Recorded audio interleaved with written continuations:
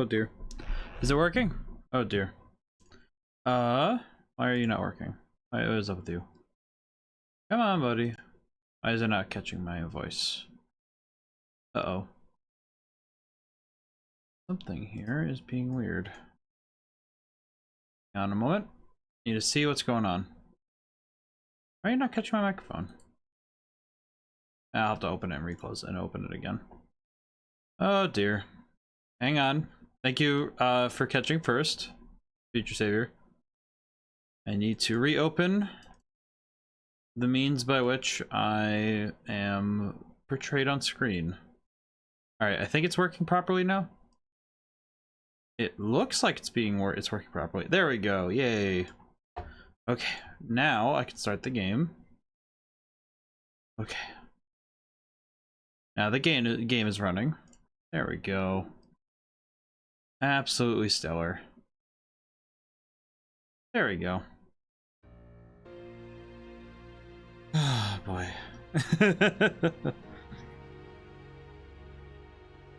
I will not lie.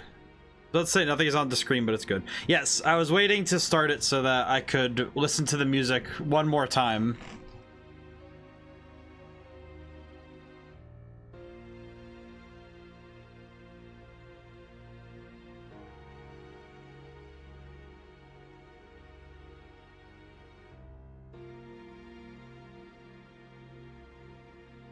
Oh man.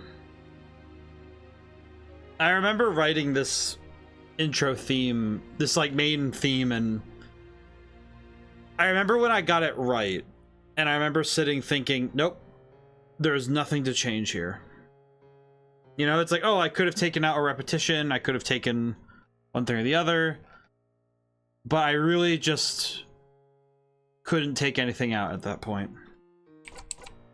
Okay, I do apologize for keyboard clickies. Can't be avoided to this time. As something, so if anybody who's playing Red Genie wants to know, keyboard configuration is a thing. However, I think I have capture mouse on here, I think. No, I don't. Okay, well,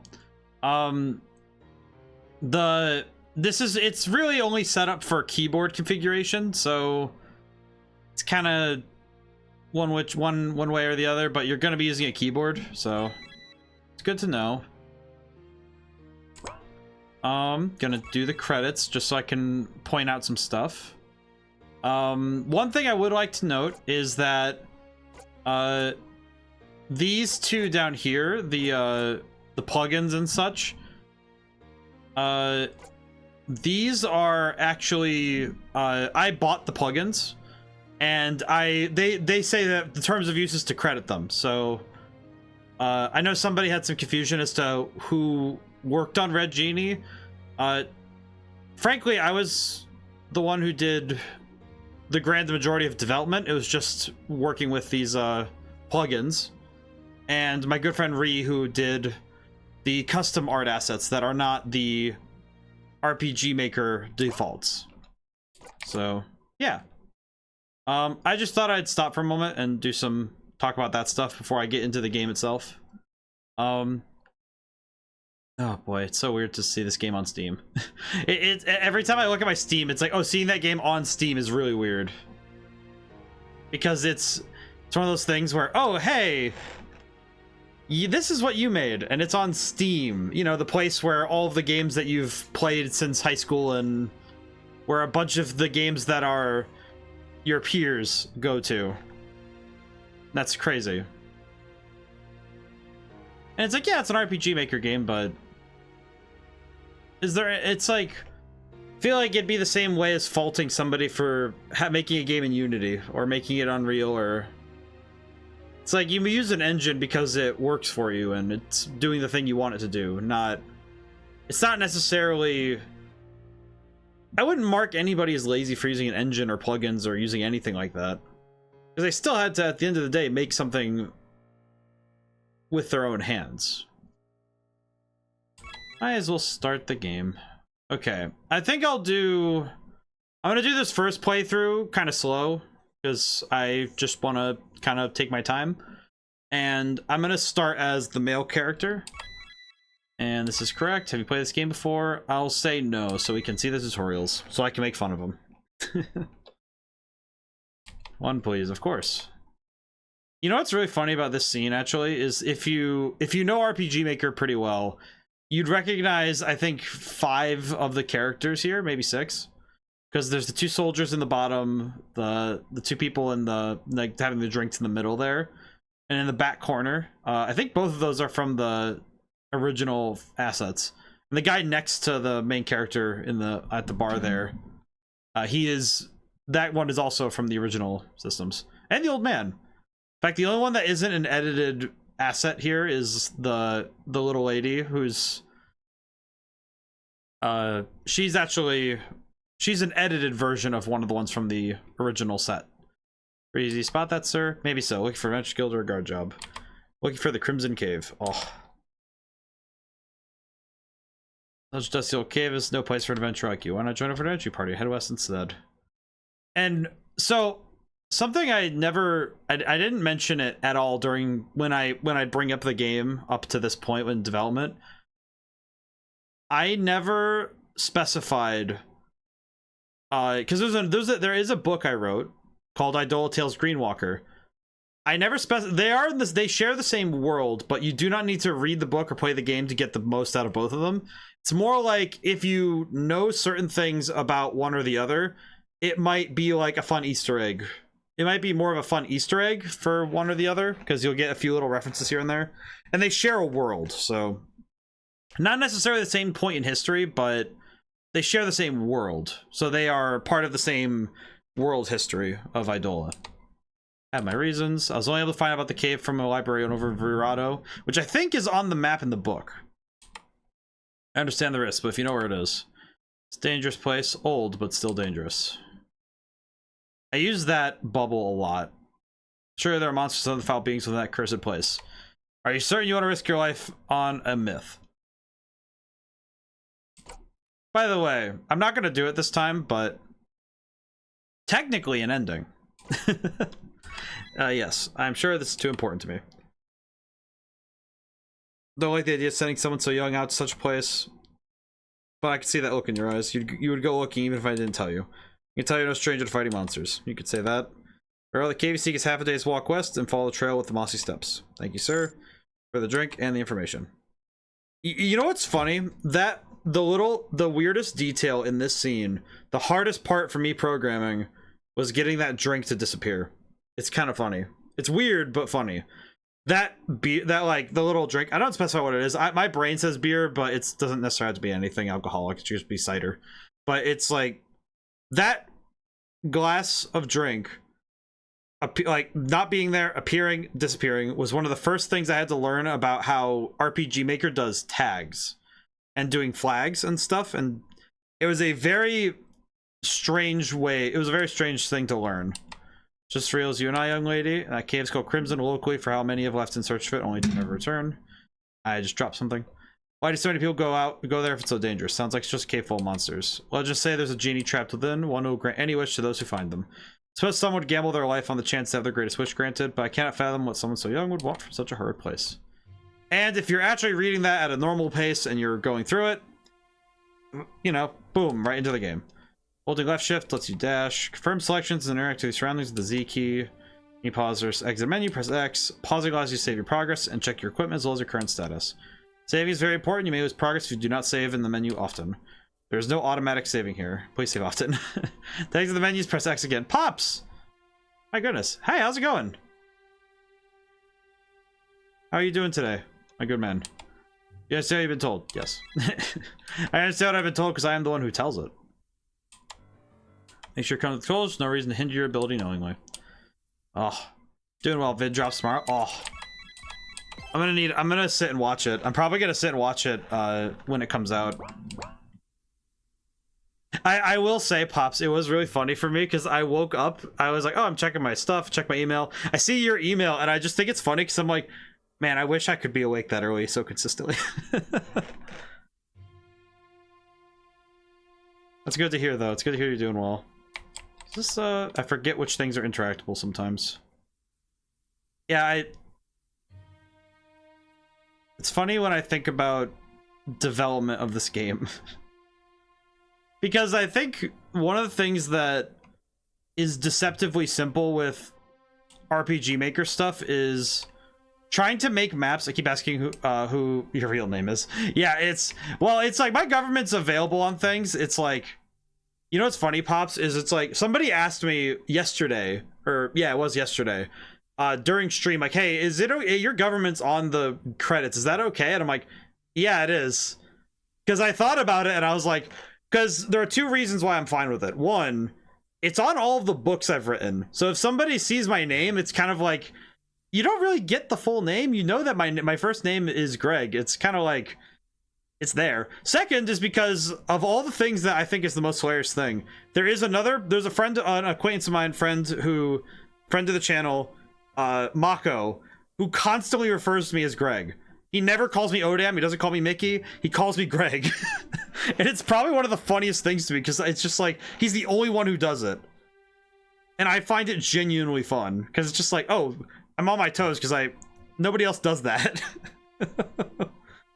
But yeah, it's like if somebody puts my first name, like, it's like I don't really mind. It's like, yeah, it's like, it is weird though because on my emails it's different, but I tag myself as ODaM on emails and stuff, especially business emails. But it's like it is a little bit strange because it's just like, yeah, do you know your name's on there? And it's like, yeah, no, I know. It's at this point it's kind of like I'm kind of taking the Iron Man approach to my identity, just like, I don't know, people, it doesn't really take that much to figure out who I am. Just like, yeah, I mean, just don't be weird.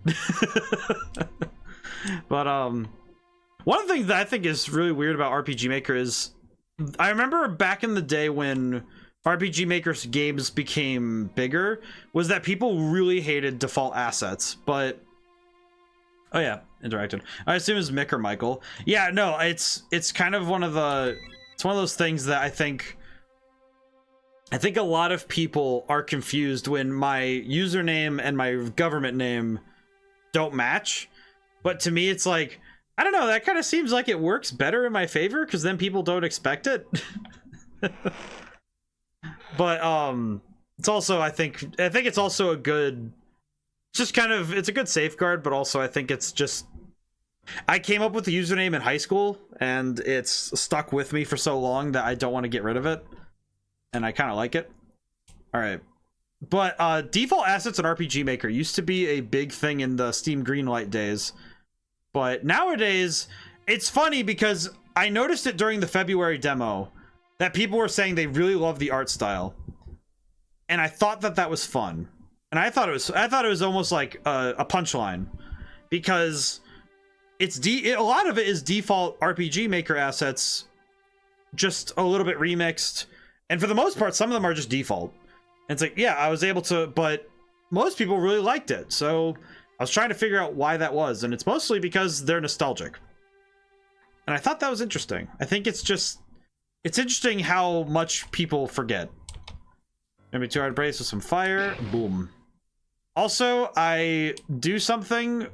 So I know I'm stopping a lot, but default assets are great. Unity, Unreal houses are easy to navigate because they pop up so much. Yeah, and with RPG Maker, it's not like the environments are the default assets. It's what you make the environments out of that are default.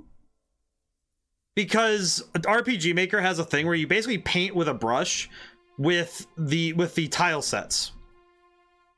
And you can also, funny thing with these shadows, I painted the shadows there manually because normally they have like a default shadow generator. And these shadows right here, like these shadows I actually drew these by hand. So, and I think the default assets work really well because a lot of them just fit the setting I'm going for. And it was very rare that I had to make anything so specific for what I was going for. Because a lot of times it was just like, oh, I just need to change the colors a little bit. And it wasn't really that big a deal. But I think the art's fantastic. Also, so this boulder, you can go right around it. You do not need to blow it up. However, I find it funny that you can blow it up. because I missed this in one of the, I think it was somewhere in January or February. There was at one point where somebody said that, oh yeah, you can just walk around it. I'm like, well, yeah, but some people will go just to blow it up anyway. They won't even be thinking. They'll just go, oh yeah, there's a boulder, go break it. And I don't know, it's fun. But there's a lot of stuff in this that is just default assets that are remixed or just messed with. Like these trees are, I think, a little darker. They're a tone darker, and the grass is a tone darker. But it's a lot of it's just color changes, because I didn't really want to go so far with making everything so different. Also because like 80% of the game was built already, and I didn't want to make the differences in the environment so grand that there'd be like that dissonance between the artwork. Like you almost do everything with the mouse. Oh yeah, you can do like I just clicked. You can, the ability to click with the mouse is something that is really cool. I really like it. I personally really like the fact that you can move with the mouse a lot, and I really like that. This is actually something that I'll show it in a moment here, but you can't actually change weapons with the mouse for some reason, and I was not able to figure that out. That was something for some reason, the plugin, just the art style is great, vibrant colors like the Master System. I think there's a great benefit to having bright colors and having vibrant colors, because I think a lot of games nowadays go for realistic tones, which is great. I think that, you know, those realistic tones can be really good contrast, like contrasted against very fantastic explosions or certain effects. But I think that having games made with more vibrant colors, in my opinion, I think it's just more interesting to look at. And then there's this ogre he hungers for meat, and he's gonna die hungry. What? And we're gonna fight him.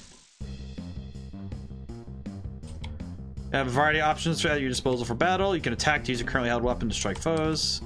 Have more weapons equipped. You can switch the weapon in hand by pressing left or right while the attack option is highlighted. Be important who are fighting enemies who resist your sword. If you guard, you can resist all damage for your turn.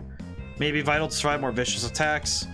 You can also use certain items such as potions or other helpful items during a battle.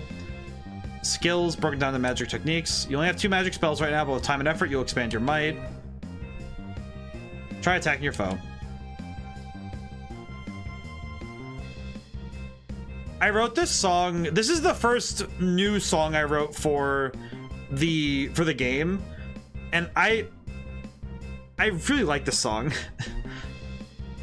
I don't know. It's a little bit like, it's funny because I remember when I first wrote it, I had the thought, I was trying to get the players to bust the enemies, not to bust a move, and it's like, I really like this music, but I'm proud of the music I did for this game. Oh, he's dead.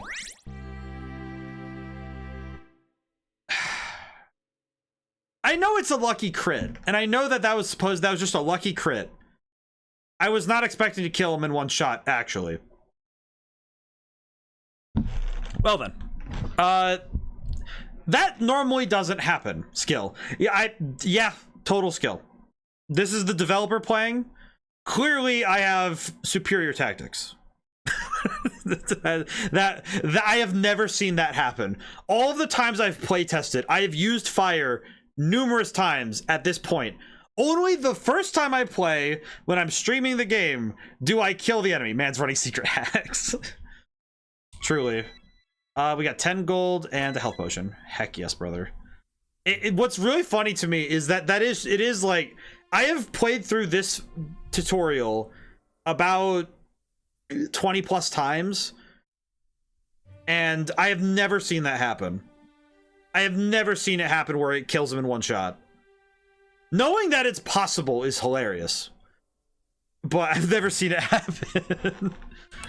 Oh, I almost forgot to mention, I have something very cool for those who may not know. In the equip menu, when like you check just status, from the very beginning of the game, there is a Yu-Gi-Oh reference in plain sight. I'm gonna go to equip so I can show it better, but This black pendant is actually, it shares the name and basic effect of the equip spell from Yu-Gi-Oh! Of the same name. I genuinely love this reference. Fox of the Month and Demimki. Here's Kona and my boy. We get to all hang out together and check out the game. But I have a couple of Yu-Gi-Oh! References in the game. Mainly because I can't help myself, because Yu-Gi-Oh! Is great. I should probably save. So, I do have a bit of a story to talk about. I just thought about it because of save files.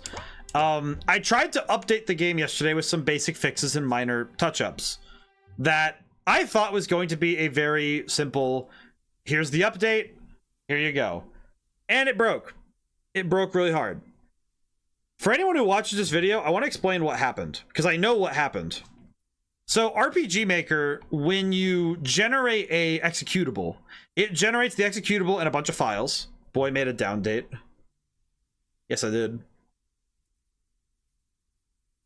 But with RPG Maker, when you create an executable, the executable is made for the files that are created right then and there.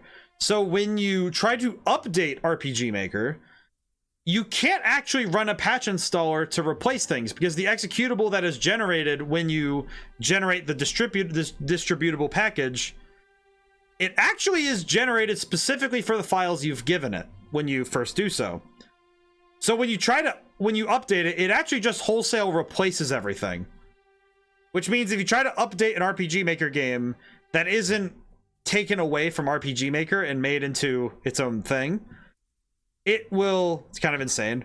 It kind of breaks when it does so. Also, Crooked, how's it going today? But it's one of those things where when you try to update the game, you can't actually run patch installers on RPG Maker. And I tried to yesterday, and it just kind of broke for a little bit. So I do apologize to anybody who lost their save files because I tried to update something. That said, these do actually state the correct amount of health. It sounds so complex. Basically, imagine, the way that I would say it is like, imagine you've built a robot that can run a path in a very specific way, and then you change one of the walls out, and then think, okay, it'll run anyway because it'll just stop at that wall. And then it crashes into the wall because it can't do that. That's basically what it's doing. To make it simple, you can't update, you can't patch install, you can't create a patch or an update for an RPG Maker game. You just make another game. That's basically what it is. And that's why it broke. Imagine if every time you had to save a document, you had to hit save as and delete the old one. Yes, that's actually a great analogy for it, Crooked. That's basically what it is. And it doesn't work well with Steam save files. Because the problem is, it tries to replace the entire folder, and it just deletes everything inside of it, which is not great. So that's why from today forward, the game is the game, and if there's like balance fixes or somebody says, oh, there's an issue, and there's like not a game breaking issue, because I've played through the game enough times, there's no game breaking issues, but if there is ever anything like, oh, there's a weird little glitch where you press A on a box and it turns into another box, it's just gonna stay there. Like, warts and all, the game is complete. So, kind of like, yeah. Looks like an old stone marker, can't read anything on it. Also, but it's one of those things where, honestly, good thing you figured this out early into release. Yeah, if I had figured this out a week or so later, I would have been pretty upset. But did you find out a full screen command? I think it's either F1 or Alt Enter. The trouble is that RPG Maker has plugins for full screen for like, and also adjusting resolution. And I did not account for it in my development. The hotkeys that are there by default are there, but I never quite figured out how to make some of the other ones work, because some plugins don't play nice with other ones. Like, for some reason, if you have to do anything with the screen, it might make, there might be issues with battle screens. Yeah, the game doesn't recognize the alt key, although it plays fine as is. Yeah, I'm not really sure what the deal is with some of that stuff. I'm not entirely sure why it does certain things. Place seems off. Need to quiet my mind so I can sense enemies coming. If you enter a place where music is not playing, you're in imminent danger. This is something I got told a few times. Where... I have been told a few times that they're not... I bet this would look beautiful on a CRT monitor or TV. Oh my god. This would probably look absolutely nuts on a CRT monitor. Probably would. I need to try that someday. I need to see how that looks. But the music thing in areas without battles, or areas where combat can happen, I did explain it here in the actual lore of the game, but I made this decision because this is something I took from Dark Souls as a good lesson, where I think silence is a more foreboding music than anything. It's also from Silent Hill, weirdly enough. Those two things really played into why I made this creative decision. I had the idea that there's nothing more disturbing in a game when the game is quiet. And when I'm walking around in games like Dark Souls where there's no noise, where there's like maybe a little bit of ambience, like there's a little ambience right now, but no music. And I always found that going from silence to random encounters jump scared me. Yeah, and it's like, well, and I feel like it puts them on edge and it makes them focus in, because like, okay, well, I don't know when the enemy's gonna come. And I almost think that it was a little bit better a decision, because it made sure that, and I think it made sure that you were focused in a way. Because one of the things I really liked about it as a player is that, oh, cool, I have to be focused in because there's no audio cues until you enter a battle. For example, swapping your dagger will give you an agility boost for his attack, but the magical attack bonus your sword gives you will not affect you on that turn. So, to explain this mechanic very succinctly, the weapons that you have, no. And damage types. Okay, so I know how damage types work, but I am gonna get the explanation because it helps. But damage types are one of those things that, as a beginner player, you're probably going to just be doing very basic attacks and just trying things out, experimenting a little bit. But from my own experience playing the game a bunch of times, both as a dev and as a player, just trying to figure out the game myself, genuinely, I found that one of the things I found interesting was that if you know how damage types work and you learn what damage types to try out, you'll probably end up being able to figure out some really interesting combos with certain spells and certain abilities. I find it very fun, but I know that it's a little bit technical. So you can just bonk things until they die, which works. Damage types: piercing damage is strongest heavily armored enemies, slashing is strongest unarmored enemies, as well as demons and devils. Bludgeoning damage is strongest frail and nimble enemies. Magic and techniques use more damage types, however. There are 10 magic types. You'll discover them all soon and their properties in battle. You need to apply logic and consider your options carefully in order to choose the best spell for battles. For example, fire is strongest animals and plants. Brute force, it works. And I personally find that it's like, I had a friend who was playtesting, and more often than not, he would equip a hammer and just beat the living goofy out of everything in his way. Was it a brute force strategy? Yes. Did I personally like the strategy? No. Did I respect it? Yes. Because the only thing that most of the balancing that comes from the weapon system is that more people are going to find 2 or 3 weapons that they personally like, and then they just stick with it. Hammer and gauntlet smashes are my favorite. Is hammers good? Hammers are good. Hammers is good.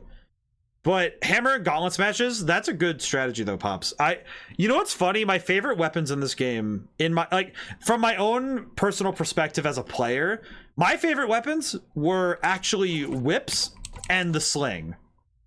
I did more damage with gauntlets somehow. Well, gauntlets do a lot of damage, with the downside being that their defense, they actually actively lower your defense, which can be dangerous.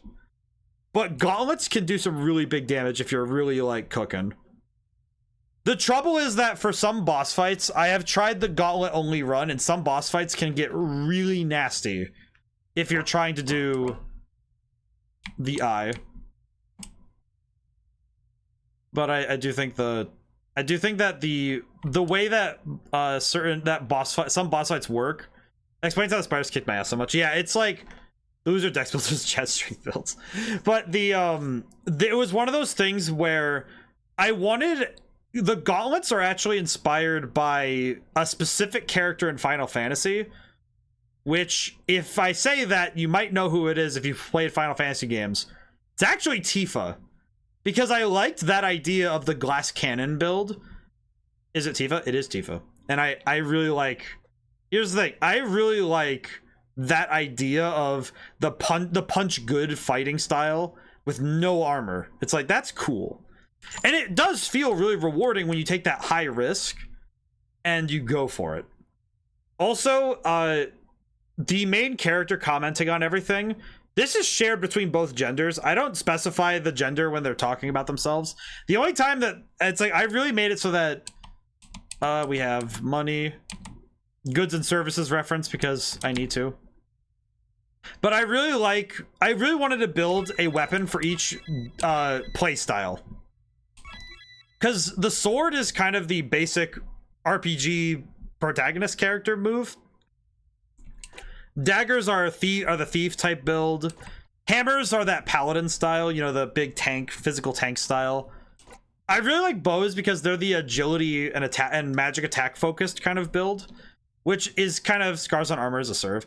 I like the scarves. I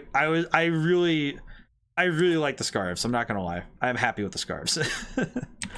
The reason why I like whips so much is because I am personally, my personal play style as a player is I like debuffing enemies and making the opponent weaker before I go in for the knockout. It's funny because I think if anybody has seen me play Persona 5, that's what I do. I really like going for status ailments if I can help it. Debilitate is now my favorite move ever. And I really like it. Axes are weird because axes sit in this weird Venn diagram of where hammers sit and where swords sit. But axes actually sit closer to whips, because axes later in the game get abilities that lower the opponent's stats, specifically physical defense. So I would ask that people don't sleep on the axe, because the axe is quite good. Spears are actually more about buffing yourself, which actually comes from this is a bit of a weird one. Spears, and by extension halberds, it's because of my brother.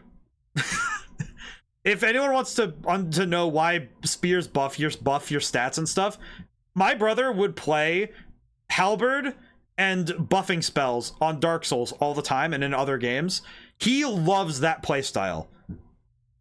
So I kind of wanted to have it in the game because I like doing it too. So I wanted to put it in the game, and I like that. It's a fun style. Also, because the piercing weapons, I think having one like this you have some cool combos of spears. Maces are the anti-magic, just anti-magic weapons. I love it. And slings are pure mage, and gauntlets are if you want to punch good. But there's a lot of armor and weapons in the game, so I wanted to give the player as much freedom as possible to build what they wanted to play. So it's like, okay, if you find a weapon or style you really like, you can use it. Okay, so now I actually wanted to do this to show how this works. So I'm going to do fire with both the sword and the dagger to show how the difference in damage is. Hopefully I don't crit. Because that's 159. Okay, let's see how it is with the dagger. 129. Okay, so that is a sizable difference. So I think that number difference should illustrate if you're having trouble figuring out the weapon system, just remember that you just need to know what the weapon raises, not necessarily that you need to focus on what it all does number-wise, just knowing if it raises a stat or lowers a stat. And that's how I generally played, personally. It's just how I work. Health potion. Items can be used during battle from the item option. Read their effects carefully to understand how to use them best. They can also be used in the menu, the one you press X to access. I will say I got a little snippy with the tutorial because I think it's because in my head, there's a certain point where it's like, okay, I've repeated this information. When does it become a little bit annoying when I keep repeating this information to you? Because I want to make sure that you get it and make sure that you understand how things work, but I don't want to. All right, better make use of this. You haven't used the equip menu to equip a new weapon yet. Press X to X menu. Try it now. It would be unwise to not utilize all you can to achieve victory. And I'm going to do so. So as we can see, the hammer lowers agility and raises attack and defense.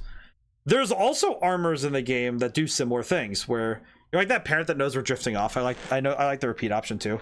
I really recognized that if somebody needs to read it over again, having the option to read it over again is important. If you skip over it and you said, yep, I understand, and then you forget, that's not my fault. But I've given you the option to read it again, because I think that's important. And as a game designer, it's like, well, I want to make sure that you understand the information you're given. And if you don't understand, you're going to have a lot of trouble. So I want to make sure that you get all the chances you can to understand. Okay, I don't know why I just thought of this, but if you want to know one of the weirdest things for me making this game, that was the hardest part, is set dressing. So, and I got really good at this working on a D&D campaign. Multiple, actually. But one of the things I really like doing is building an area and then saying, okay, how would this area age? What age is it? What is it being used for? And pretty much every area in the game was built where the architecture and the building itself was mostly set down in stone first. And then I decided, okay, here's how this room would work and here's how this would work. And it's like those tests you would get in elementary where they tell you to do things on the paper. The twist was read all instructions while filling out this paper, and the only thing you had to do is fill out your name and turn it in. I got one of those in 7th grade, and it was a very telling lesson. Oh. And now we get to use the hammer and abuse it. I failed that test. I think it's because we're taught to read from top to bottom, but not to actually just read through top to bottom. God, the hammer is so good. But I do think that I did my best with the tutorials, and what I wanted to do most of all was let the player try things. Because I think there's a lot of games that kind of spell everything out for you, and you should have the information you need to play the game. But I don't think that it's helpful at times to have to be told everything. I think it's almost more fun when when an RPG just lets you figure things out, you know? Now, I went this way for a specific reason, and that's because I know that there are items, but I'm surprised. Well, that's not great.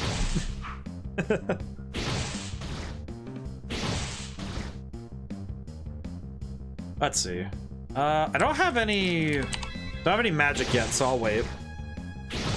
Oh, you like hammers? You must love defeating enemies with a well-balanced weapon with good damage, huh? No, I just see everyone as oversized nails, so I need to hammer them down. I think that's fair.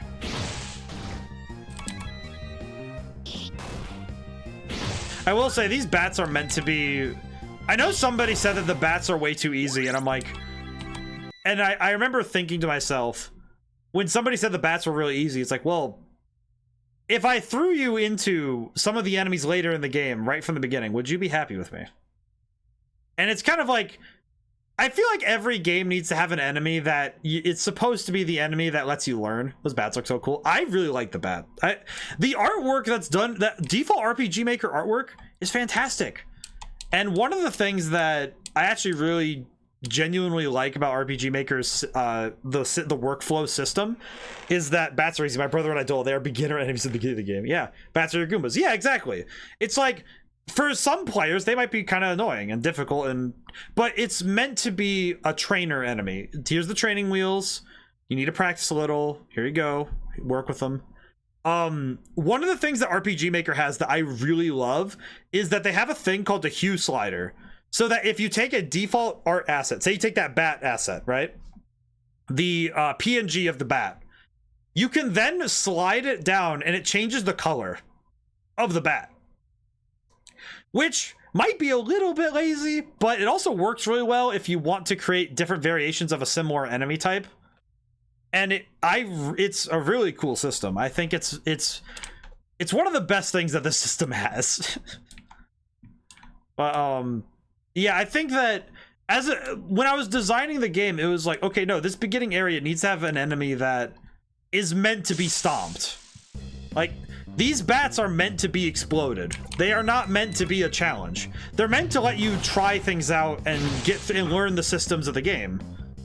Because nothing, in my opinion, nothing sucks more than just picking up a new game and you get absolutely curb stomped by the first enemy. And it's like, yeah, if the game's whole point is to teach you, yes, you are going to be fighting enemies that might be over your pay grade. To me, it's like, well, with an RPG, I think you need to have a trainer enemy. Also, I think bows are another one of those weapons that people might be like sleeping on. That's too easy. I bet gets tossed into a room full of final bosses. Oh, if I tossed you into a room of final bosses, it would just be over. It'd be Jover. It'd be over fast. But I think that, yeah, so this one raises magic as well, so whoosh. Ah, miss. I know that one thing that I was told recently was that so you can switch between any type of weapon you have equipped during the fights. Yes. So at so while you're in a fight, you can swap between any of the 10 weapons you have equipped at any moment. So when you choose your action for the turn, you can choose what weapon you have equipped at that moment. One of the things I actually personally like doing myself is if I fall low on health, I will switch to either the hammer or the mace, depending on what enemy I'm fighting. And I will use a potion while having that weapon equipped, so my defense is higher, so I can tank whatever I take. Also, because somebody mentioned in the February demo, in the playtest forums, that they really wanted items to have priority. So it's actually true that if you use an item, you're more likely to go first. I'm saying more likely because that's not guaranteed. This happened to me once. There is an enemy that is faster than even items, and I have died to it once. That is not a joke. It's not a meme. It's real, and it's really funny. But you can, so the key thing is that you can swap to your weapon at any, you could swap weapons on your turn to any of the 10 weapons you equip. So I'll showcase this in the next battle I get into. Big door. Maybe the stone slab has instructions. Short passage written on this tablet. Faster than items is a funny phrase. It's faster than light. It's faster than light travel, but with items. Sounds like something a rhyming fool would write. But if I need 3 keystones, just means I need to explore some. So I'm gonna do this in the developer order, which is funny because it's technically still wrong. So I'm gonna do it in the quote-unquote developer order this first time. Then I'm gonna do it in the order that I like doing it because it's funny. So I will showcase it in the next fight. Faster than fast, quicker than quick, I'm lightning. But it's like, it's funny to say like that, but basically when you use a potion, it actually just increases your speed by a flat amount, not a percentage. So that flat amount can be over. Oh, damn, I went straight downstairs. See, that's not wrong, because I have learned there's a merit to doing the spiders first. And I'm going to talk about it when I go to the spiders. There's a merit to doing spiders first, and it's deceptively... It's deceptive. It's a deceptive thing that the spiders can be done first. It's actually good. It is a good thing if you do it, but it's... The way that I play the game, the Minotaur was designed to be the first fight. And it was mostly because you already have the sword. And the sword, since it's your first weapon and theoretically could be the only weapon you have at this point, the Minotaur is susceptible to that damage. So he's meant to be the first boss. That does not mean you have to go that order. You can do it in any order you wish. However, I like doing the Minotaur first because I did design him this way, but it's just whatever. And also, if you weren't sure which damage type to use, the axe is here. Which gives you your first axe. And the axe is pretty good. Yeah, no, I think the stairs is almost a... Okay, here we go. Okay, so at any point, you can swap items by going left or right. So the symbol changes, right? So you can swap your weapon to any of the weapons you have equipped before you make your action on your turn. So for example, I'm gonna swap to the sword and use fire and just blow up this dude. Boom. There we go. Now, say I want to... I'm gonna actually do I'm gonna show you the tactic I do for healing. I'm gonna swap to the hammer. While I don't get a magical attack bonus, I am going to heal. Which means, take less damage, and then heal. And now I'm good. See? I'm gonna hit him with the hammer.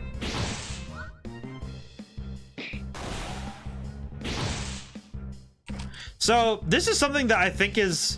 I was trying to figure out a way to quote-unquote fix it, but I never got around to it because I just liked it too much. When an enemy doesn't do enough damage to actually hurt you, it does that, where it makes a noise and then there's no hit. To me, that's almost more fun. Because it's almost comedic when somebody swings at you and they do nothing. It's just, there's no impact, there's no hit. It's just, yeah, you did hit him. Nothing happened. I'm gonna shoot him with a bow. Oh yeah, that's right, he has high defense. There we go. And I leveled up. We got Frost and Spark. So at any point you can swap weapons to use any weapon. Your hand phased, though we don't know how. Your hand phased through, we don't know how. Yeah, you just kind of like zooted. Your hand just went yoink, huh? I always kind of see it as like, you know, in anime when someone gets hit and then they just kind of like, they get punched and then they just turn their face against the fist and just kind of look at him like, you serious with that? That dollar store punch, you sure about that? So where am I going? Oh wait, doi. I need to go this way. I'm gonna try running away. There we go.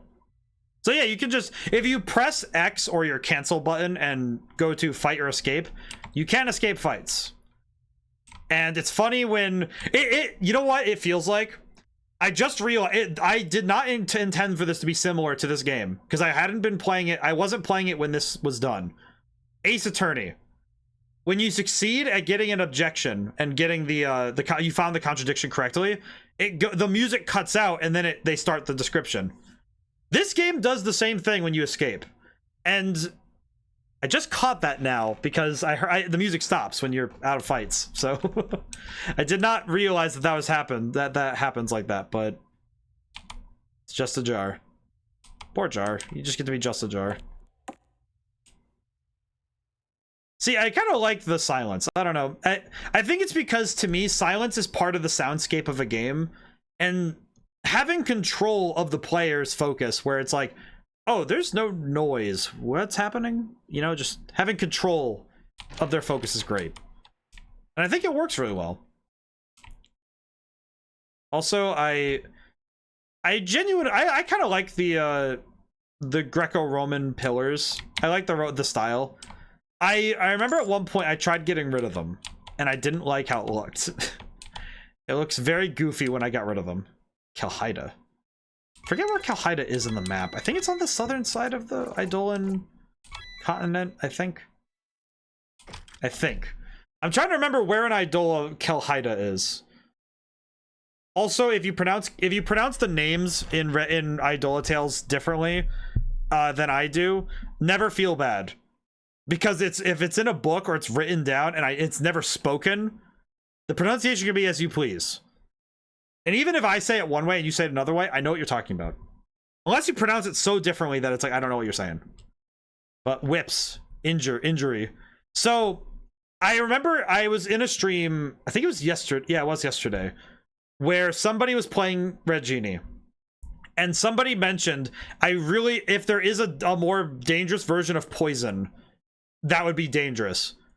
There is two forms of poison and there's two forms of injury. There's injure and wound and like wounded. And wounding an enemy and injuring an enemy can stack, but some of their effects are not the same, which is really mean because I don't fully explain what they do. Because it becomes more obvious when you play against certain enemies. A great example with injury is that it lowers agility, which means that speed can drop during a fight. And it happened to me once personally, where somebody injured me in the game. They landed in the injured status, and I lost speed enough that the enemy outsped me and killed me the next turn, which I have a lot of stories from development of I died in a stupid way because I thought I was a little overconfident. Oh, hey, an enemy I can use the whip on. Also, I want to show this because I find it funny. Okay, so I'm gonna use the dagger on the skeleton. Swoosh. Nothing quite feels as sad as doing 2 damage to an opponent. And now we're gonna just bonk him.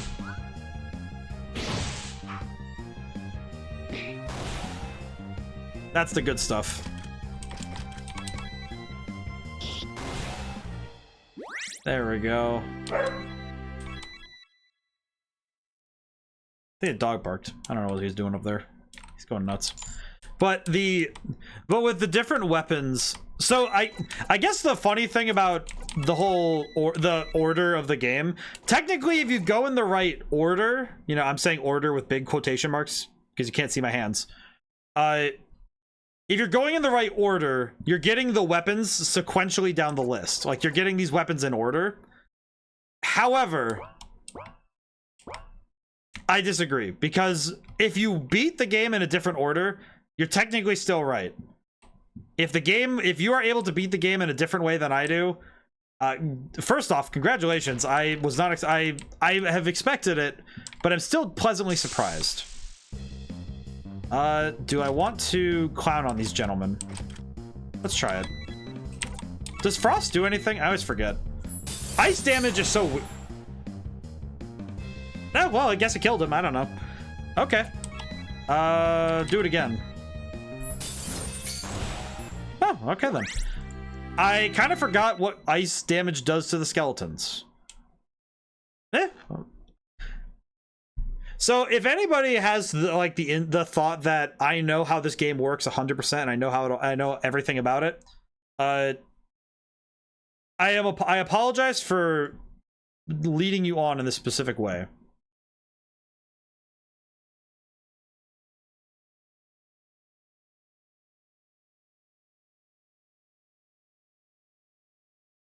Yeah. Need to check something. Ugh. The ice helped me, but technique points are so much better. Oh yeah, no, I think when you start using techniques in a specific way, I think techniques can really start doing some cool stuff. I think the techniques are one of those things where as you go through the game, techniques actually start to make more sense. And they especially start to be more helpful because you start to understand how they work. Because I think the only thing I do find development-wise that I think is something I'm going to think about for, you know, later, is that I am of the mind that more techniques should have been introduced earlier.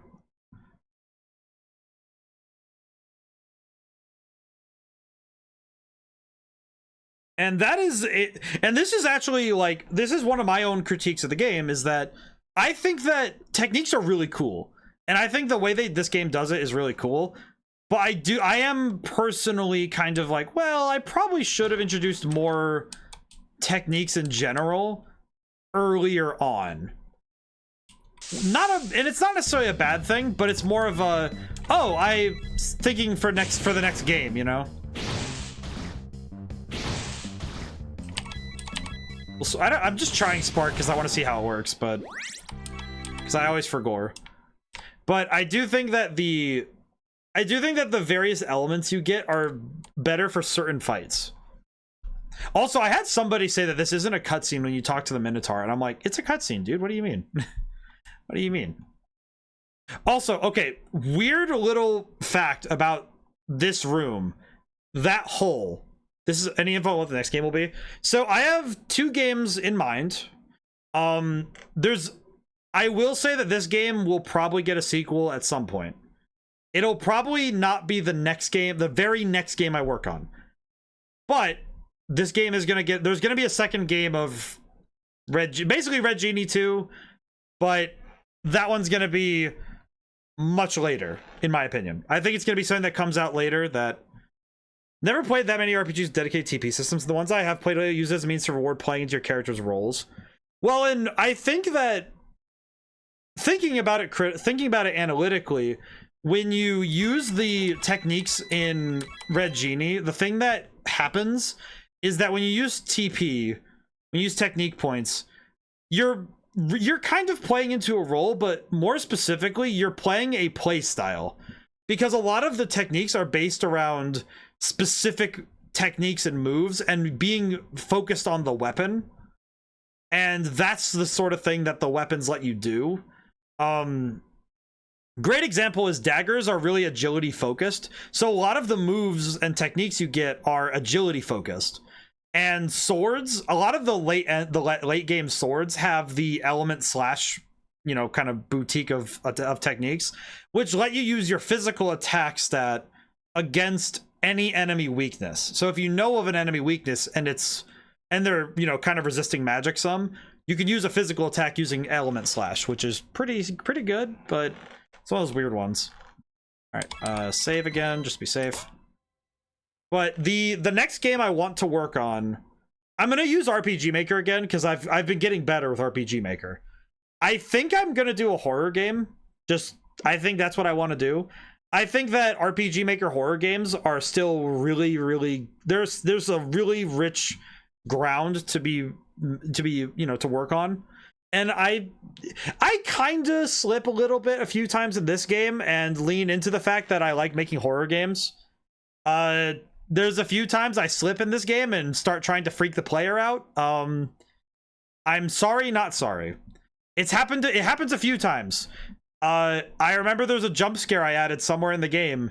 Not gonna say where, not gonna tell you where it is, but there's a jump scare. There's a few jump scares in the game that if you're not paying attention, they just happen. And I got somebody really good with one of them. And it let me know that not only do jump scares still work, but RPG Maker horror games still have a very strong field. So, but to me also, I think that if you're playing an action adventure game, having a little bit of times where you're getting spooked is important, you know? I believe it. Yeah, it's... Oh, this music. So, I do want to talk about the music a little bit, because this song is technically the first one I wrote for the game overall. Technically. Because this is the intro to a song I wrote in college, in my second or third year. I took a class called Composing for Video Games, and I wrote a song with the intent of trying to use a mode in music called Locrian. And Locrian is not meant to be written with, in my opinion. It's the leftover mode in music. But I really like it because it's just unnerving. And I think it works fantastic for writing music that's unnerving as heck.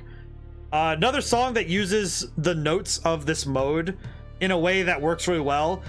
If anybody's been watching streams, and you know, Persona 5, Blooming Villain, uses this mode. And I didn't know about it until after I'd written this, for like a few years after. But technically, this is the first song that was written. I arranged it and broke it into 2 parts for the game. Another foolish challenger looked for the limited treasure of this place. You'd have my wish granted, nothing else. What is your wish? No doubt some form of vanity or press power. I want to set the world right. Well, you stop me. I'll halt your ambitions here and now. And the second half is the second half that I wrote in that suite. It was actually that slow part. This song, the slow version of this theme, is the intro to this part.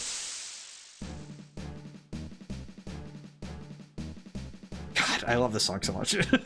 I genuinely still love this song. I'm like, yes. I think I'm also just a sucker for a snare drum just going nuts behind all the rest of the music. I'm a sucker for it, and I know why too. Ow. Yes, fish for injury, and I'm good. Amazing.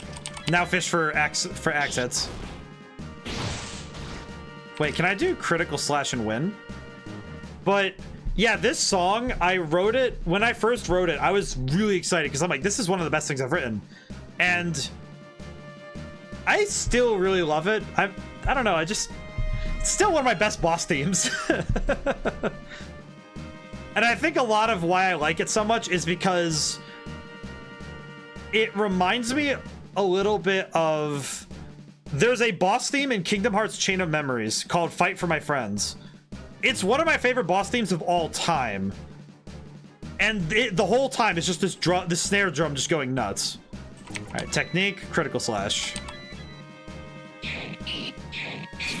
And oh, close. I think he's like one hit away, maybe. One hit? Yeah. I knew it. I knew it, but it was close. It was really close. And splash and tremor. Yes, the keystone. Oh, no drop weapon though. Oh yeah, I just remembered something. So, for those who have played already, you might have noticed that your health and MP, your health and magic points, your HP and MP, refill when you level up. Almost. They refill by a certain amount. This is because the artist on the game, Ree, mentioned that she thought it was, because she actually mentioned that it was kind of frustrating that you'd level up and you'd have like no health and MP. And I agreed, because I was like, yeah, no, that makes sense. Refills the lifesaver. It's so important. It's just like if I had left it alone, I would have been mad, because like, dude, what, this is so unnecessary. Secret stash. So let's see, how many potions do I have now? 7. Wow, I'm doing pretty good. The refill is really good. I think it's fantastic. Oh. I'm gonna try splash really quick because I forget if it's good against the gremlins. Oh, it is.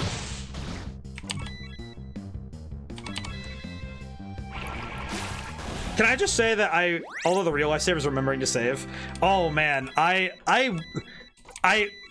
really think this game is going to train some people to save more often. But I will say I did try to make autosave work, and I should probably explain why I don't have autosave in. It's because there is an autosave plugin for RPG Maker. There is an autosave plugin. However, by default, it's on a lot. It autosaves after every fight, every time you change maps, and anytime you exit the menu. And I tried turning off a bunch of them, and it doesn't turn off. And I tried adjusting the autosave to one way or the other. The game would actually lag on my computer. And my computer is quite a chunky beast. But it's because RPG Maker is really CPU heavy, and having autosave on would cause the game to run like it is a screensaver. It is just like picture, picture, picture, picture. And it just killed the movement. It killed the smoothness of the animations. It killed everything. I hated it. So I was like, nope, getting rid of it. All right, Tremor. I forget what it does to gremlins, but it kills everything. Okay. So, Tremor is a very interesting spell, because I think if people really start speedrunning this game, they could find that Tremor is a godsend for certain fights, because Tremor has also the ability to knock enemies prone.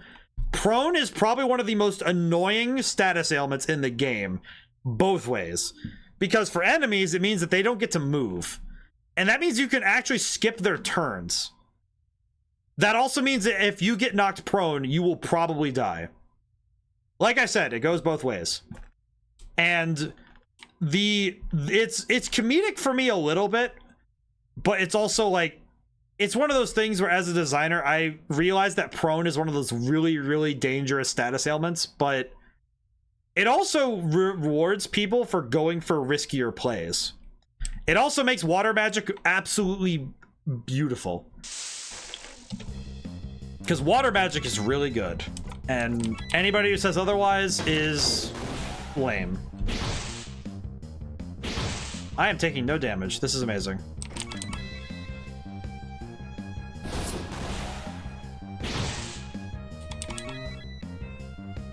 And there we go. That's all she wrote.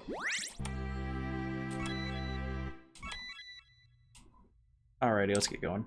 I do know the game has a little bit of a stutter sometimes, but this is also because RPG Maker has soft... It's not really a hard limit on how big you can make maps, but it's more of a soft limit. And it's mostly because it's trying to render everything at the same time. And sometimes that can be a little awkward. How many saves do I get? 24? I forget that you get 24 save files. That's amazing. Have a save file for every time you get nuked. That would be an interesting challenge run. Say that every time you died... Oh, wait, no, better. What if you could only use each save file once? That's an interesting challenge run. I need to try that sometime. Because you can only save 24 times in the game. That'd be hard. It's like, I've... One of the things I think I've thought about a lot with Red Genie is speedrunning and challenge runs, because I wanted to try and make some challenge runs not easy, but possible. I know one of the ones, in my opinion, that is the go-to challenge run in my head is it possible to beat the game with the starting weapon set? Because I actually don't know. I've never tried it. So one day I'm going to need to try it. Or someone else who's an enterprising person can try it. But okay, so I'm doing what is called dev order, which is order of weaponry. This does not mean that any order you play it in, again, is not wrong, just different. Ah, yes, the magic potions. Also, I guess something that people should know, because in case you want to try it, if you're getting stuck at a boss fight, you don't want to read the dialogue over and over, like just tapping the button.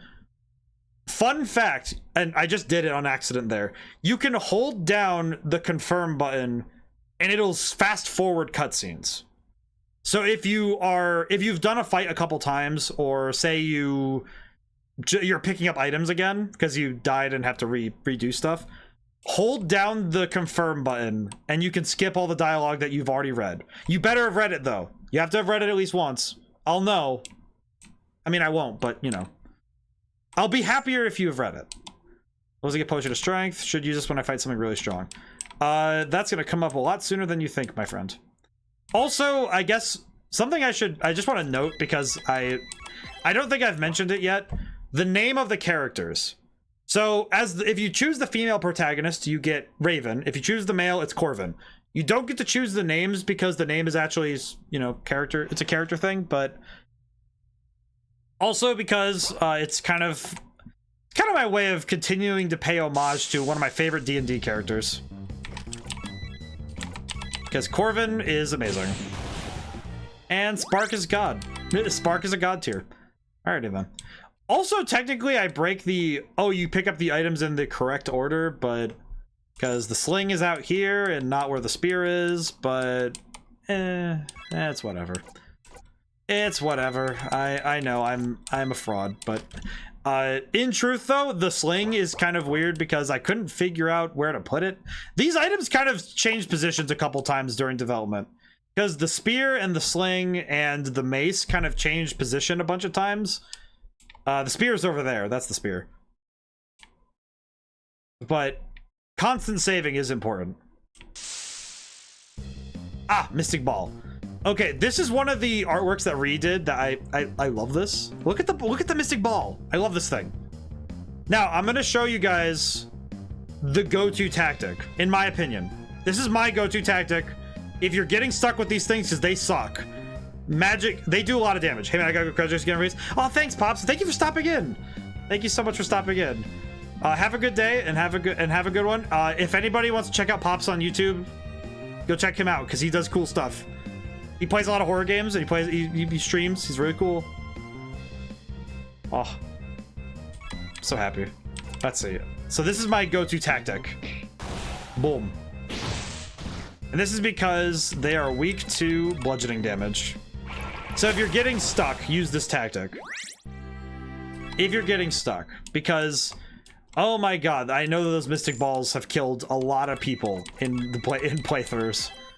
Because for some reason they just continue to be a menace. Also, similarly, shift lets you run, so if you ever need to get somewhere quick, sprinting is pretty good. I did the thing again. I apologize for skipping the dialogue. It's a nice spear. There we go. I did it again. I'm still in dev mode, you know, like, oh, I'm playtesting. I'm just playtesting. You know, it's like you can slow down a little, you know, it's like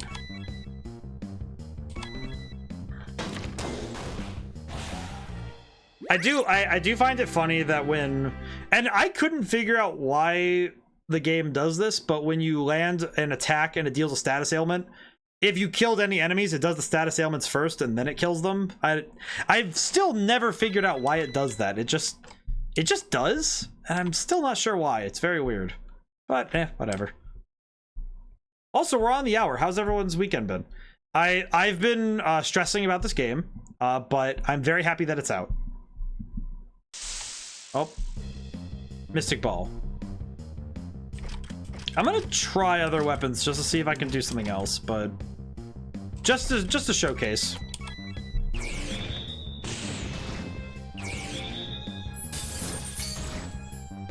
Magic does a lot of damage. I think it's piercing damage that does the least to these guys, I think. Yeah, it does. Just about. Oh, I still won though. That's not too bad. Kind of broken pedestal. I do know that sometimes if you activate a certain item and you run into an enemy before the, it's kind of weird. There's a timing with frames in RPG Maker where sometimes you can accidentally do that, where your action comes after the battle. And again, there are certain things that RPG Maker does that is more of a quirk of the system than any form of any form of me trying to do something specific. It's a little weird, but it's not the worst thing. It's just kind of like, oh, it does weird stuff sometimes, and it's okay. Alrighty, I'm gonna use the I'm sorry, I don't have my cursor capturing right now, I just realized, but you can use the mouse to click on an area. The tracking is not perfect, because if I click here, it, well, okay, well, it did that time, but sometimes when you click on a certain areas, it'll try to go the direct route. But it doesn't work all the time. But you can actually use your mouse to click on areas on the screen, and your character will run right to it. Oh, a ghost. I have not seen one of these guys since, oh man, when was the last time I saw one of you guys during playtesting? Like, during playtesting, I don't even remember seeing these guys that much. They're a little bit of a rare enemy, to be honest. I can't remember the last time I saw one. They do pretty good damage.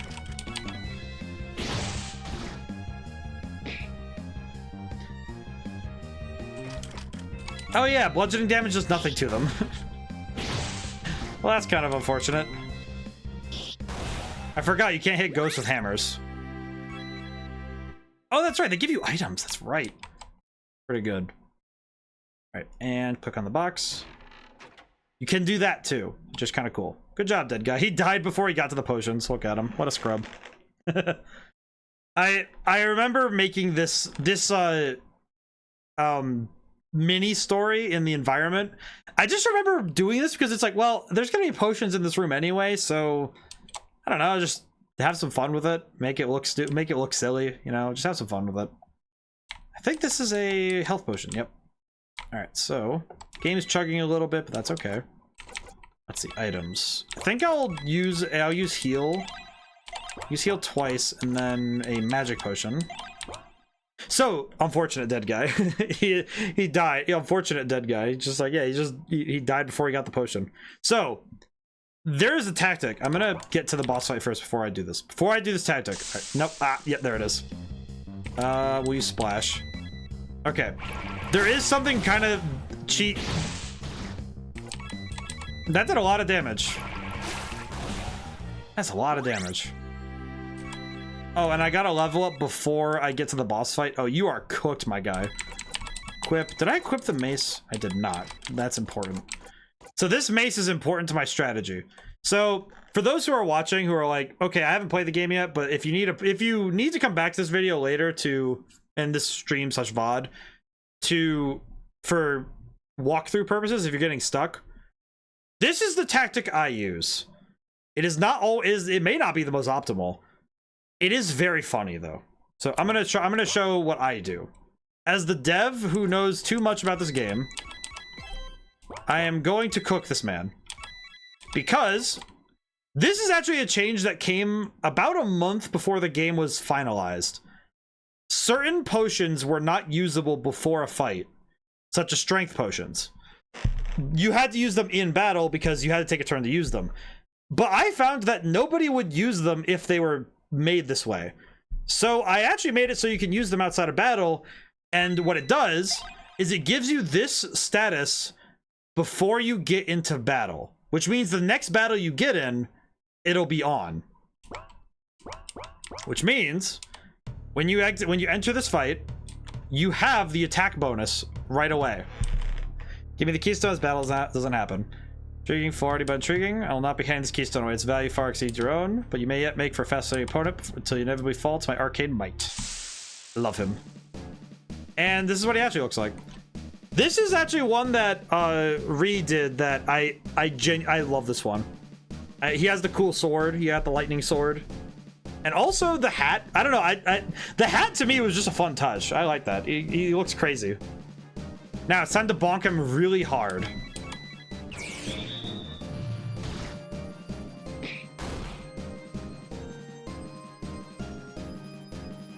So this is also a version of the other boss theme, but with an organ instead of the violas, because in my head, organs are more associated with magic enemies and like more arcane sort of fights.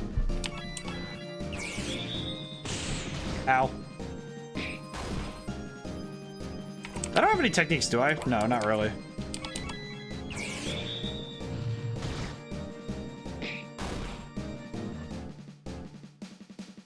But besides the leading instrument, the songs are actually they're pretty much the same. Organs are for orchestrated evil. Yeah, you're right. You are accurate. Ow. There we go.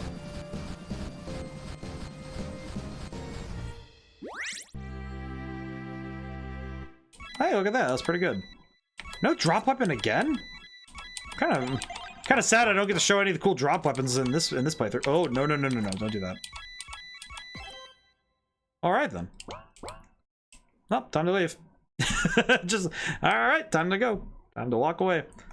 But this is something that I'm giving a little bit of a lore thing, just so people have some cool story stuff to, to ruminate on. I'm good. Nope, didn't get to leave. I do not get to leave.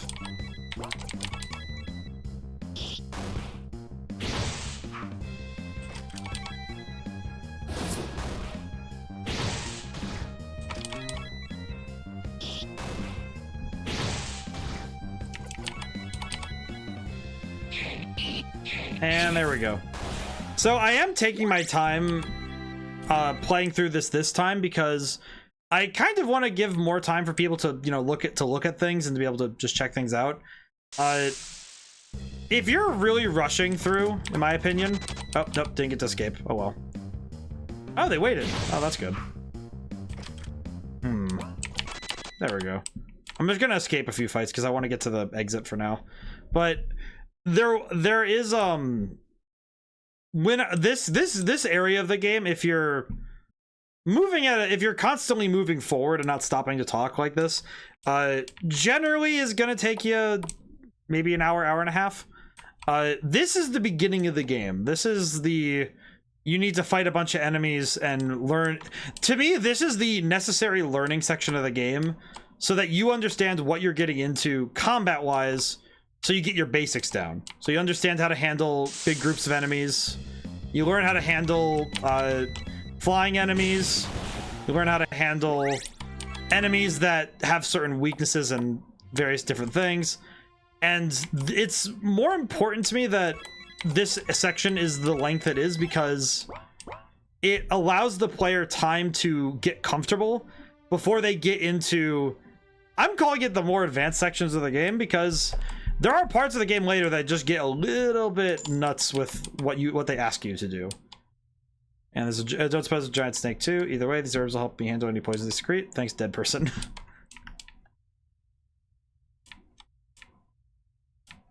Also, this area has gone through quite a number of changes.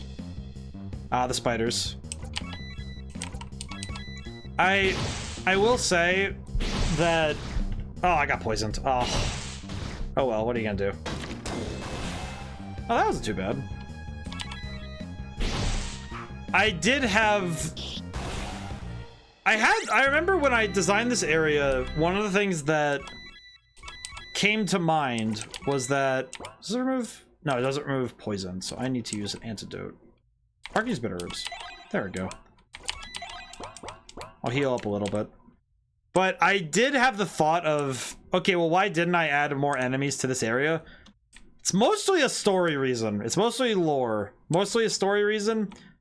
Because the spiders kind of moved in. And this is also related to the music. So for those who have played the February demo, which this part of the game was basically half of the February demo, the music has not been changed. So for those who notice that the music is very different when you fight the boss at the bottom of the spider area, that's because if you interpret what the lore is in this game, you might note that this is the only part of this area that is not a temple or a labyrinth or someplace built for the person living there. That's because this spider is not meant to be here. There's a quote unquote supposed to be a different boss here. There's supposed to be a third different enemy, and this place got invaded by demon spider. So the spiders are not meant to be here in that sense in the story. So it is, and like some people might interpret it as, well, it's just spiders. It's like, well, yeah, but if you read the environment, of course, you know, it's like, it's interpretation. You might play the game and say, well, that isn't really what I see when I see this area. And I'm like, well, what do you see? Because I'm not 100% right. You know what I mean? It's, when it comes to story and when it comes to how a game presents its story, even if I'm the dev and I'm saying, here's what I think the story means, that doesn't mean I'm 100% right. You know what I mean? It's more like, here's my interpretation as the dev and the player. Here's what I think it is. But you might come to a different interpretation, disagree. And I will not say you're wrong. If you come to a conclusion based on what you've been shown, oh, we got the gauntlets. Okay, cool. If you come to a different conclusion based on what you see in the game, as to the meaning, to what happens, that's up to you. That is entirely a conversation between you and yourself. And that is not something I will tell you you're wrong in. If you come to a conclusion or think, oh, this is what I think this means, it's like, well, dude, I didn't think of that. That's pretty cool. You know, like, the nice thing about writing, and by extension games, is that the only way you're wrong is if you're so flagrantly wrong that it's like an attack on the senses. And more often than not, you're not really that far off. You know, it's like, oh yeah, you're not really offending the senses by coming to a conclusion that came from personal experience. Got the white necklace. So the white necklace to me is, in my opinion, the white necklace is, if you find you're dying a lot, this is the thing to switch to, because it raises your defense by the same amount that you would be getting an attack bonus. And if you're hitting opponents hard enough and you want to swap to something that's more defense oriented, I would use it. It would mean that you're dying a lot less, and it would save you a lot of trouble with enemies. All right, so I am going to show something kind of cool because I think this is kind of interesting. So there's this item here, and I very purposely put it so that you can see it when you're coming down this way, because I want it to catch your eye. The adventuring armor. I saw in the blows of magic. So I want to mention something, because this is something that I do when I play the game myself. If you'll notice, this raises your magic defense to match your physical. This is why when I play the game, when I was playing the game when I was doing dev tests, I would actually go clockwise through the areas. So I'd go Minotaur, spiders, then the wizard. Because I would get this armor set, then go fight the wizard with higher magical defense. And again, it's like, if you play one way or the other, you might find one way works better for you based on your play style. Or you might just find that, oh, I want to do the wizard first because you said not to do the wizard first. It's like, go for it, dude. I tried it once. I hated it. I really did not like fighting the wizard first. It is hard. Wizard first runs are insanely hard. Fruitful, but hard.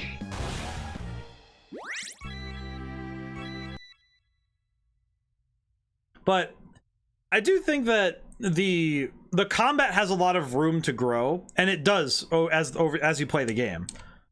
All right, so my first run was wizard first run and won. I think that's pretty good. If you like, that's the thing. If that's what you do, you're not wrong. It's just like, yeah, you did that. I'm like, I don't know how you did it, but you did it. That's pretty impressive. To me, that's just impressive. It's not incorrect. It's just impressive. I just find it impressive, you know, more than anything. I think this is crap. Tremor, so I can leave. I have not used acid yet, but that is a weird sentence out of context. Hang on. Acid magic. That still sounds weird. The spell type in this game referred to as acid. So there is, so I will honestly say that I included all of the other damage, like there are certain damage types I included because I genuinely found acid pyromancy. Well, it's like I made acid its own school of magic in this game because do you know how annoying it is that every single game has fire, lightning, and ice, and then they always skip over all the other elements that are genuinely just as cool? Like water, wind, earth. Like, they have water, like, water is the thing in Avatar The Last Airbender. It's one of the coolest elements. It's like, yeah, airbending's cool and all. Like, gravity. Well, it's like, and there's force magic in this game. But, I don't know, I just find it more fun when there's different elements to mess with, you know? Like, earth magic, like, Golden Sun does earth magic, and it looks so cool, you know? You punch the ground, and then there's this big wave of earth and stuff, you know? It's like, that's cool. And acid magic is really great for fighting heavy armored enemies, you know? It's like, you got acid. And acid is even Elden Ring had gravity magic, but it's extremely limited. Well, and I think that fire is just a given. Of all the things that the human imagination can understand, creating fire makes sense. And I think lightning is right there with it, but I think that there are certain elements that could be given more attention, because I think they look really cool when you use them in RPGs, right?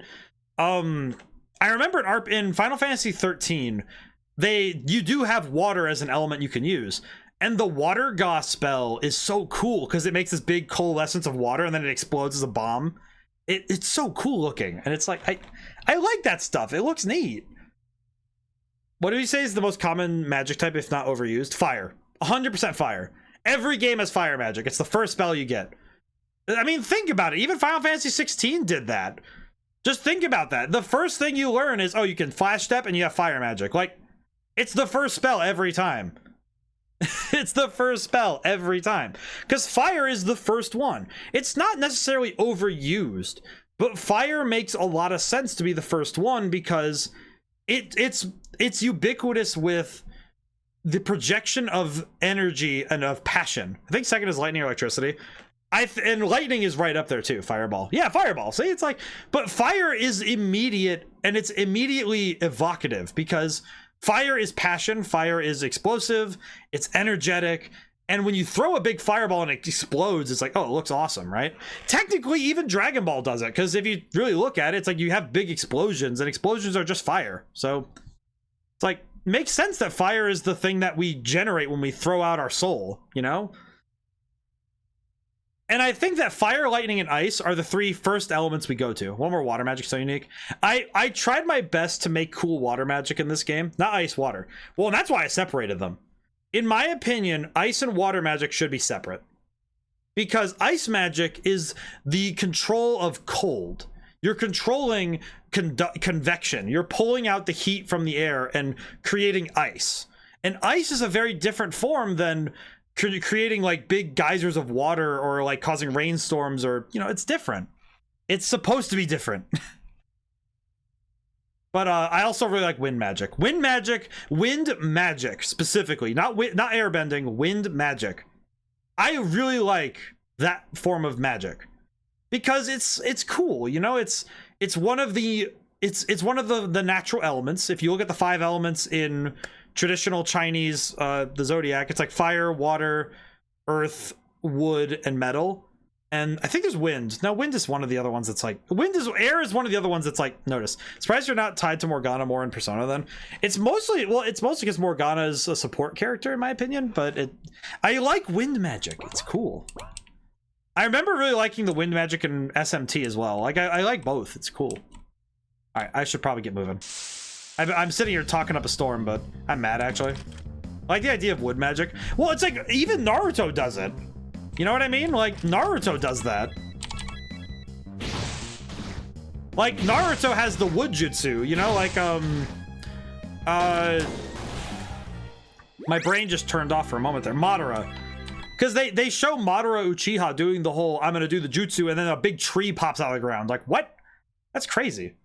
In Elden Ring, Stormveil hinted the idea of having wind spells and incantations, but there are only a few Ash of Wars. Oh, that's sad. That's just sad. See, it's like, but... The naturally occurring elements of the world are far more interesting to me than just like, oh, we're gonna have like fire and lightning are cool and all, but controlling the very earth and sea and the winds that guide those two things, that is so much more like ominous than, oh yeah, I created a fireball. It's like, yeah, I just created a tsunami that wiped out your town. Like, that's really scary. Fires are scary because burning alive is terrifying. Drowning is worse. I don't know, but that's why I included all of them, because I like all of the elements for different reasons. Fire is passion. It's really cool. Fire is always cool.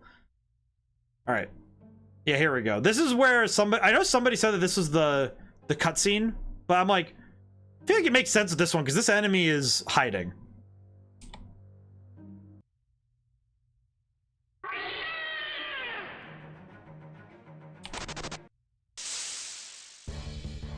Oh yeah, now it's time, baby. Hit him with the hammer. Ow. Okay, that was good. Now, I'm gonna show you guys the method. Because this is what I do. Too many enemies. Oh, acid. Oh, I'm using the hammer too. Rip. Rip hammer. Okay, so he's dead. That's pretty good. Oh god, but they're still showing up. Oh, wait a minute. Crap. I think they still show up anyway because he's dead already? I forget. Yep, they still show up. Ah.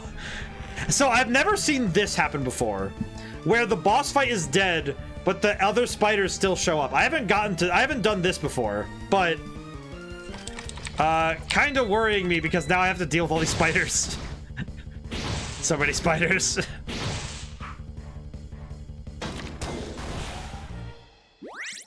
All right, well, that worked out all right.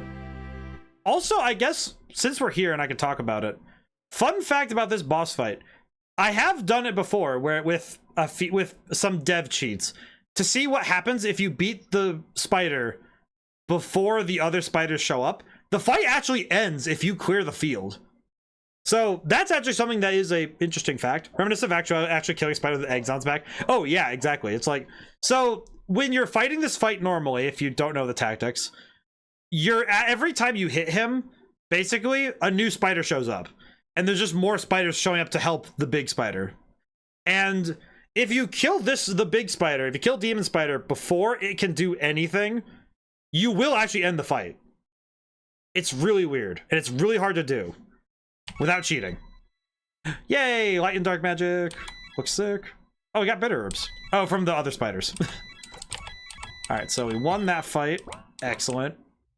Keep going. I will say, I've been talking a lot, so I do apologize that, It's been 2 hours. I've been thinking about. I was thinking I'm gonna do more of the game in general, but I think I will anyway, just because I want to. But because I want to show more of the game off, not just the. Because I think if anybody's been following this game, for everybody who has followed it, this is the part that everybody's seen already. You know, like this cave has been seen ad infinitum. So.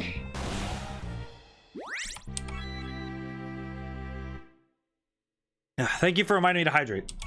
Oh boy. Alrighty. So I need to get myself out of the cave really quick, and then we get to go see the genie, the wonderful genie of red. I got the upper hand? Cool, I'm gonna leave. I got the upper hand, I'm a dip. I think at this point also, if I'm not mistaken, nope. Status. Stats are pretty good. I will say that with the stuff that came from what I learned from making this game though is that in a way my RA from my residence advisor from college my first year was completely correct that making an RPG as your first game is hard, because making an RPG is a lot of balancing and there's a lot of math involved. So if I was ever to give the case study of why mathematics is really cool, pretty much 80% of my work in this game was a combination of area design and applied algebra. Not even kidding. That's just like most of my work. And a lot of the work was done a lot of my area design was done mathematically too. A lot of the castles were built using the golden ratio. Partially because it works really well, but also because if you design a building, it's more aesthetically pleasing when it follows certain ratios.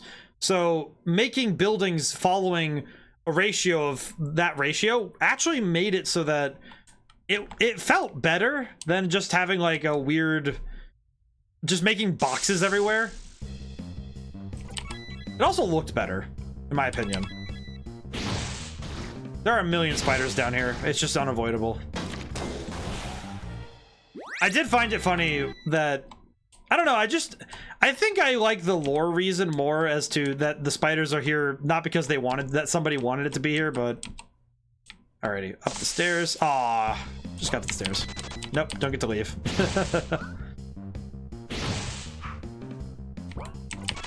I do think the weapon I use the least in this beginning section is the spear. I almost never use the spear until I get out of town. Until I get out of here, I mean. Alright, using the keystones. Big door open. Alright, so this is actually this from here on, this is stuff that is no longer we're in demo space anymore. Because you actually get to see where this goes. This is it. No sense in waiting. Let's get this over with. And activate the jar. Wee-oo.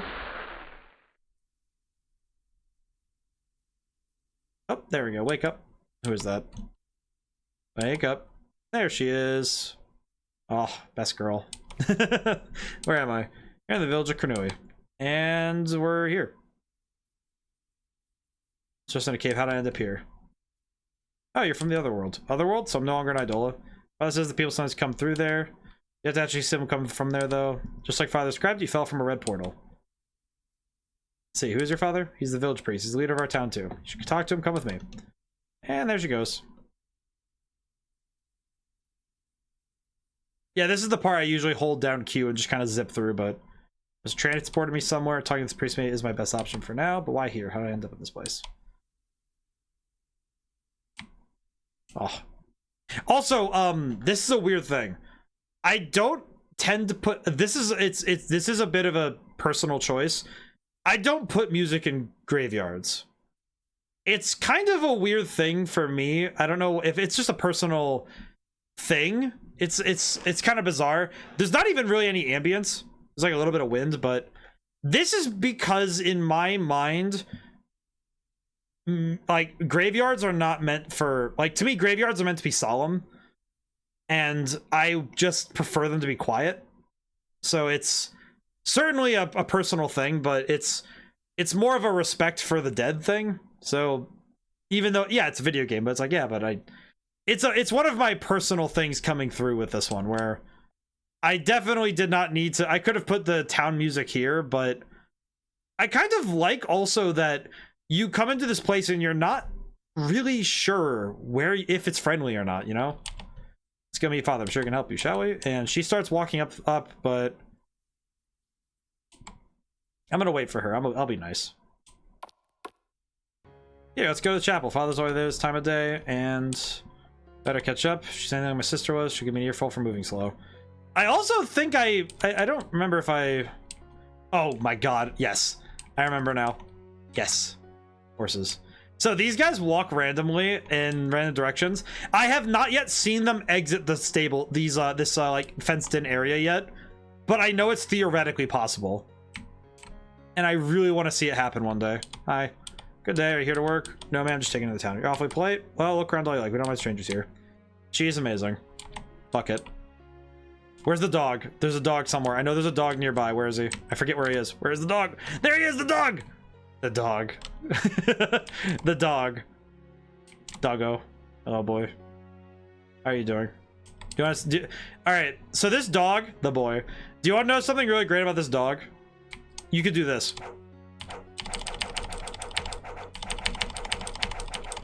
You can spam the dog.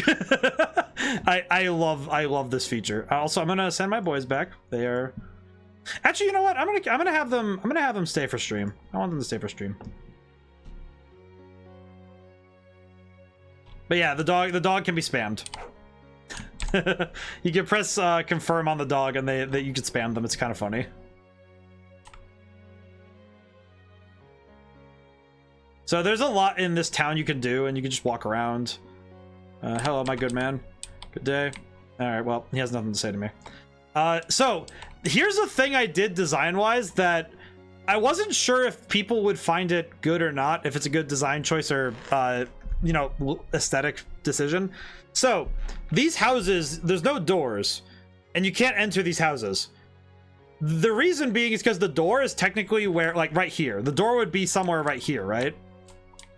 And those doors are not visible. So it's one of those things where I wasn't really sure if that would be communicated well, but I just trusted that it works because I think it's funny. I think it's also a good choice because it means that not everyone has to have doors. Door is locked. Door sounds a bit thin from that knock. Must be a bad piece of wood. Gods, I really becoming a door expert. So yeah, but I went the wrong way, but well, wrong, you know, whatever. But you can actually knock on. I'm practicing any weapon form. You can, if you can check pretty much every door in the game. If you see a door and it's like this, you can check them. Maybe I'll become an authority on doors from how many I've stared at.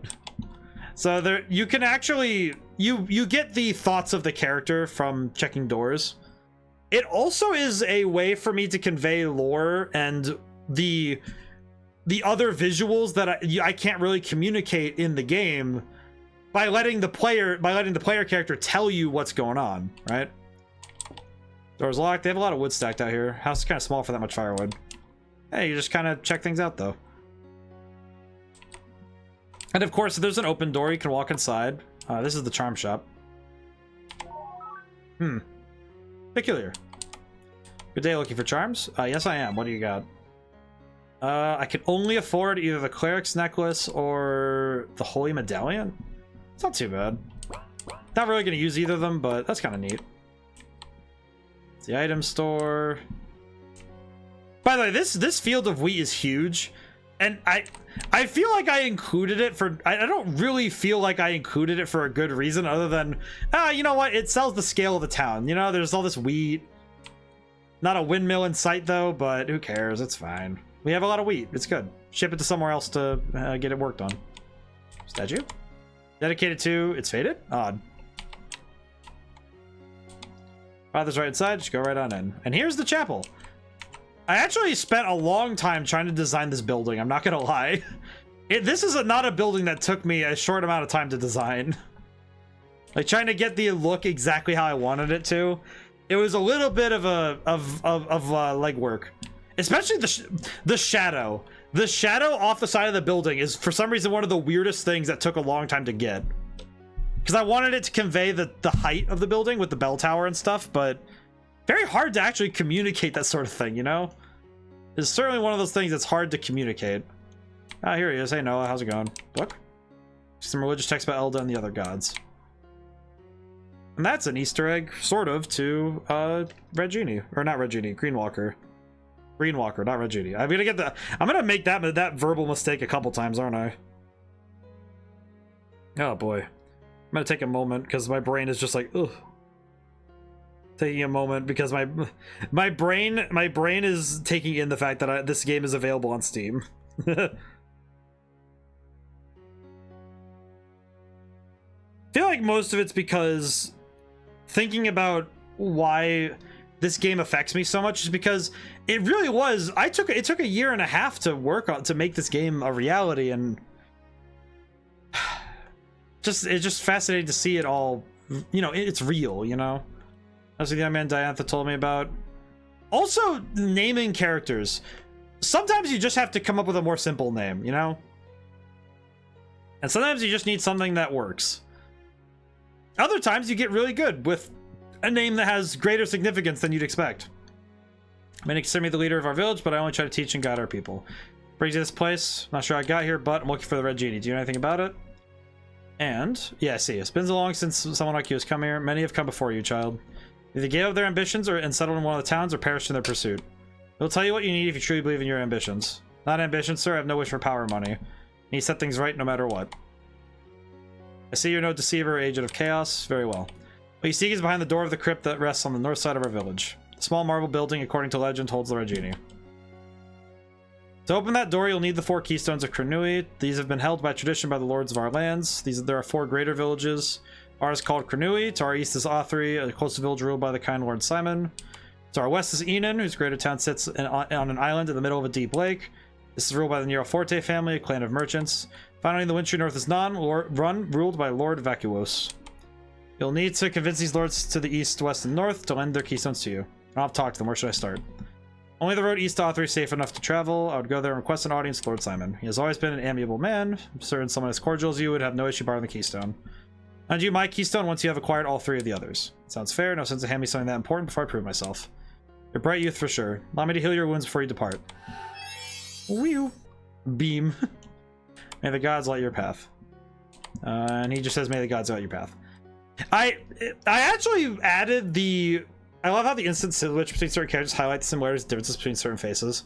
You know what's a similarity between a lot of characters that was not on purpose? Because I made a lot of the characters at the same time. A lot of characters that I made in the... that I personally made using the generator have blue eyes, because that's the default eye color. And I kept forgetting to swap that. So a lot of characters have blue eyes because of kind of specifically me forgetting to fix that. Kind of just That's kind of just me making a sort of mistake, but it also kind of works. Because the blue color shows up the best against all of the designs, so it kind of works in my favor. Maybe travels are safe. And I kind of like that it feels more like you're reading a book because it switches between the characters and you can see who's talking very quickly. All right, so I am going to show where that crypt is, by the way. It's up here. Just need to gather the keystones. I can open this. I wish just beyond this door. Here's the little crypt, by the way. It's this building right here. Oh, there's an old man. Hi, buddy. Good day to you. Good day. This is the which door? Door's locked. No sense waiting around for someone to open it. Also, so you can actually see the roads before you get there, but apologies, sir, but the road's not as closed. Like, no why. Captain's orders. Not my place to say more. Did I ask the captain for permission? You can try. He's usually at our main barracks. Barracks is the large building with the red roofing, just off the main road towards Othri. Thank you. I'll go there then. I'm also gonna ask. Sorry. It's not my place to say, but soldiers have not been rather violent as of late. Is that why you're not allowing passage? Yes, sir. By order of the captain. What just happened? Something happened? For some reason everything froze. Oh dear. Why did it freeze? Why did something freeze? Oh no! I think my computer had an issue. Oh no. Hang on. Something happened? Yep, something happened. Oh, the screen glitched. I see. RPG Maker will do that sometimes. Yes, it does. It does do that sometimes. Okay, let's see. What can I do to fix this? I just have to close it. Oh well. That's sad. Oh well. What are you gonna do? I have to play again. That's sad. Oh well. Yeah, sometimes RPG Maker, again, RPG Maker is RPG Maker sometimes. It, like, this is the other reason to save often. Yes, because sometimes the game just explodes. Continue. I'm still in the spider's nest. Oh, frick. All right, hang on. Speed running. Hang on. Again, even the dev makes this mistake. Hang on. Speed run mode. Nope. That. Hang on. Gonna speed run.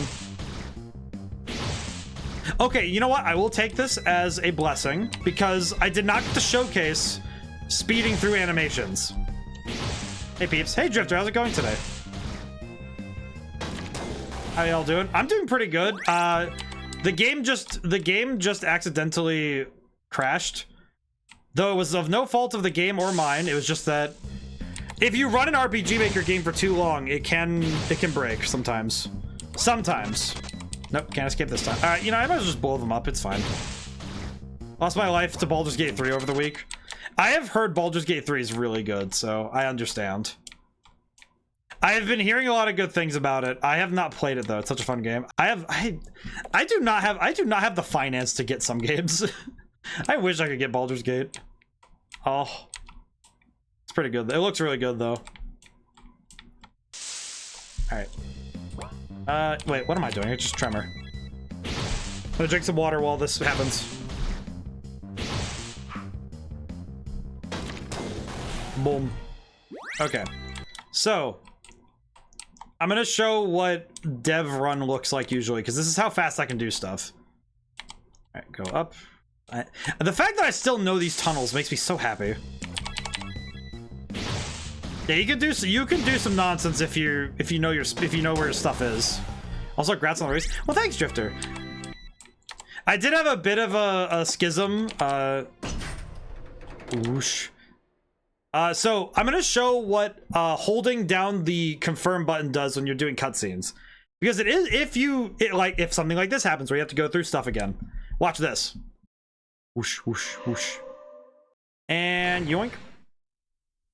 And speed through the cutscenes. Double speed. Bup, bup, bup. So this is actually what happens when you hold the button, because it lets you go through cutscenes very quickly. If you've played the game numerous times or are speedrunning because you might have not saved, this is a very helpful method for making sure that you can get through the game that you've already been through at a better clip. Send her up. Okay. Now I'm gonna save here so I can go do stuff again. Alrighty. Oh yeah, door. This door. This is someone else's home. I should only go in if the door is open. But yeah, no, I'm really happy that the game's out. I'm just like, I'm excited because everybody gets to play the full thing. You know, it's like, okay, I am gonna do one thing really quick. I'm gonna make sure that doesn't happen consistently when you talk to that guard. Hang on, I'm gonna go do that really quick. I'm gonna go make sure that guard is not breaking the game somehow. I don't know how he would be breaking it because I know that he didn't do that before, so I'm gonna go make sure. Hello. Monsters on the road. Soldiers have not been. Yes, sir. By the captain. If you get stronger, I'm sure the captain makes exception for you. Yep. Now it just broke. Yeah. So again, one of the strengths and weaknesses of RPG Maker is that it is a JavaScript. Sometimes when it comes to graphics, can sometimes break. This is actually something I ran into when I did web design, because when you take game design as your major, web design is something that is close because a lot of the organization of a website is very closely tied to how games are organized, because area linking, when you link areas together, you create a web where the areas are linked by this particular connection. And if you understand how those connections work, then you understand how the websites connect together, and conversely how the areas connect together. So it's important to keep that in mind when you're working on. I think if somebody learns how to do JavaScript, to me JavaScript is one of my favorite languages for programming, because I personally think that JavaScript is it's a personal thing. I think it's really flexible because it's usable on many platforms. Because of the object-oriented. Yep, it's object-oriented. It also has the ability to be used in a non-object-oriented method, but you can, and it lets you do modular code writing, and you can do a lot of weird stuff with it, because you can even make a JavaScript file that's literally just functions. It's just functions that you can call from another object, and it's really helpful stuff. It's really cool, and I really like it. It's just, I do know that JavaScript has its weaknesses. Graphics are one of them, because graphics sometimes with JavaScript can break a little easier because sometimes it does weird stuff. So, but that's okay. It's like, oh, sometimes it just breaks. It's okay. I feel like if somebody judges a game, it's like, oh, but it broke one time. It's like, well, every game breaks. Skyrim would not be a fan favorite game of all time if it breaking was a deal breaker, you know? It's like, oh, well. We're going to Authry. All right, so from here, I'd actually like to open. Does anybody want me to go somewhere specific or just go forward in the story? I do know that there is a spot in the story where I will stop, but anywhere else, I will just gladly walk around because there's a lot of places I can go. I think this is the priest's house. His daughter takes good care of the flowers in the windows. If I need to talk to him, I can just go next door. I like these ones. I like these flowers. I don't know. They're very pretty. I imagine that for some people, the default assets must be an eyesore, but to me, I'm like, I don't know, just look how nice this all looks. It's all vibrant. It's great. But yeah, I was taught JavaScript, C++, and C#. My last 2 years of college, it was mostly C++ and JavaScript, because I spent a lot of time doing website-based work, and data structures and algorithms was a class that was C++ the entire time. I very rarely got to use C# after a certain point. But I think it was mostly because I think moving towards the objective is fine for the stream. Yeah, that's fair. Yeah, it's like, I don't know. I want to be able to stream as long as I can. If I can go my full 4, that'd be great. But all right, I want to ask something. Oh yeah, sure. What's up? Oh, one of my favorite NPCs. Good day. Good day. These flowers look nice. Oh, thank you. Try to take care of all the flowers in town. Diantha helps me every day, though. She's a real bright one. She seems quite intelligent, knowing the town looks so vibrant. Looking forward to someone just making things pretty. You're quite the flatterer, you know. I imagine you make some lucky someone happy someday. Thank you. I wasn't aware I was being so forward. I don't know. I just like the fact that I like my character being. I like that the main characters are such dorks. Since launching to Steam, is there any advantage hosting on Steam over other places like itch.io? Well, I am gonna launch to itch.io as well. That's tomorrow. Because I'm going to get that ready tomorrow for just that launch. The advantage for Steam is that Steam will advertise for you. And obviously Steam is such a massive marketplace that when people see that your game is on Steam, it's like it's immediately accessible to people all over the world. And as long as they have a Windows computer, they can play this game. And they immediately will put it then they give it tags and they link it to other games. So if somebody says, oh, I like playing I don't know, Doom and Destiny, which is another RPG Maker game, if they see that, they're like, oh, you might like Red Genie, and then it advertises for you. The platform itself is also just massive, and they host it for you. I paid once for them to host the game, and they'll just host it forever now. It's just on there now, and unless the game gets pulled down due to someone like, I don't know, it's like a copyright thing, which won't happen, it's up there for as long as I want it to be up there. So, and that is really good.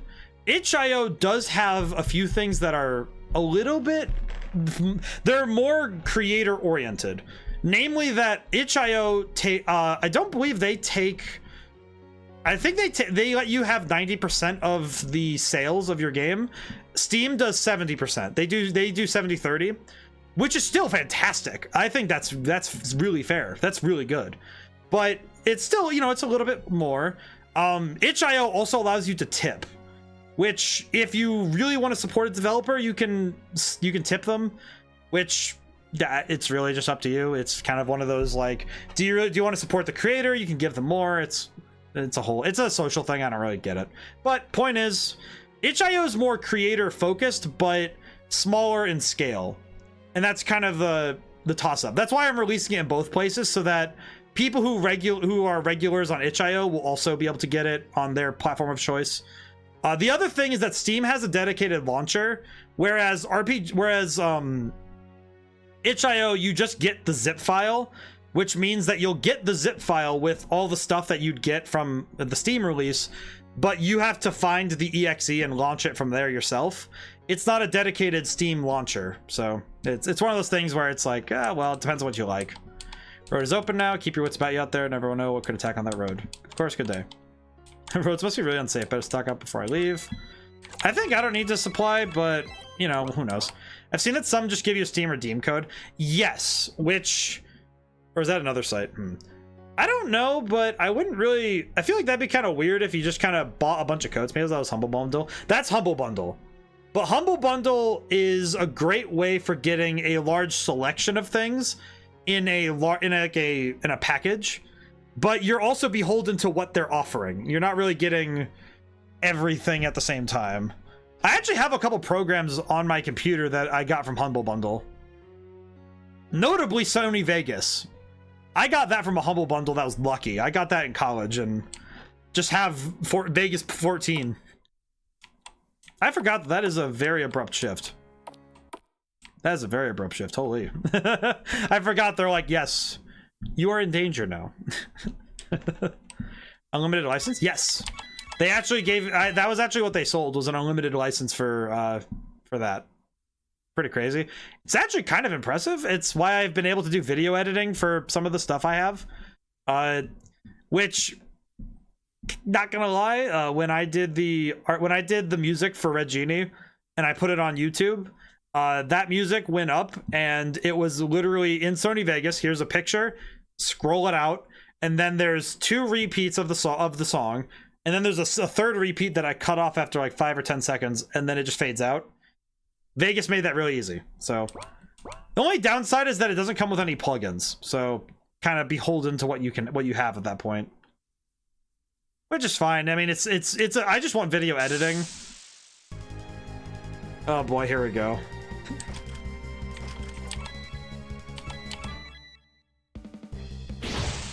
Ow. Ow. I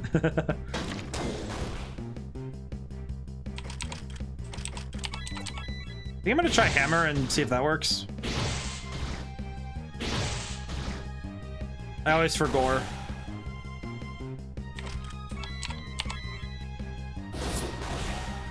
Hey, lucky crit.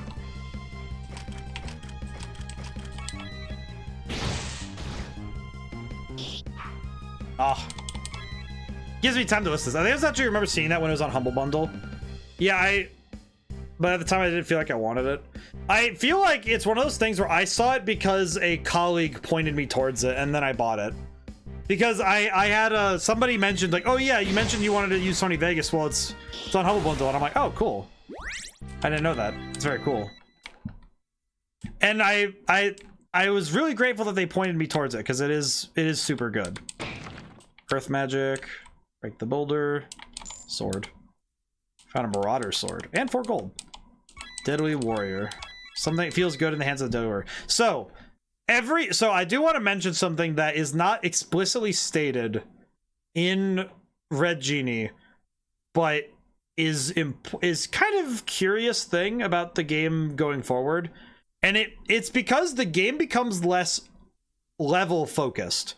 Because in RPGs usually you want to level up a ton and that's your goal, is grind up and level up.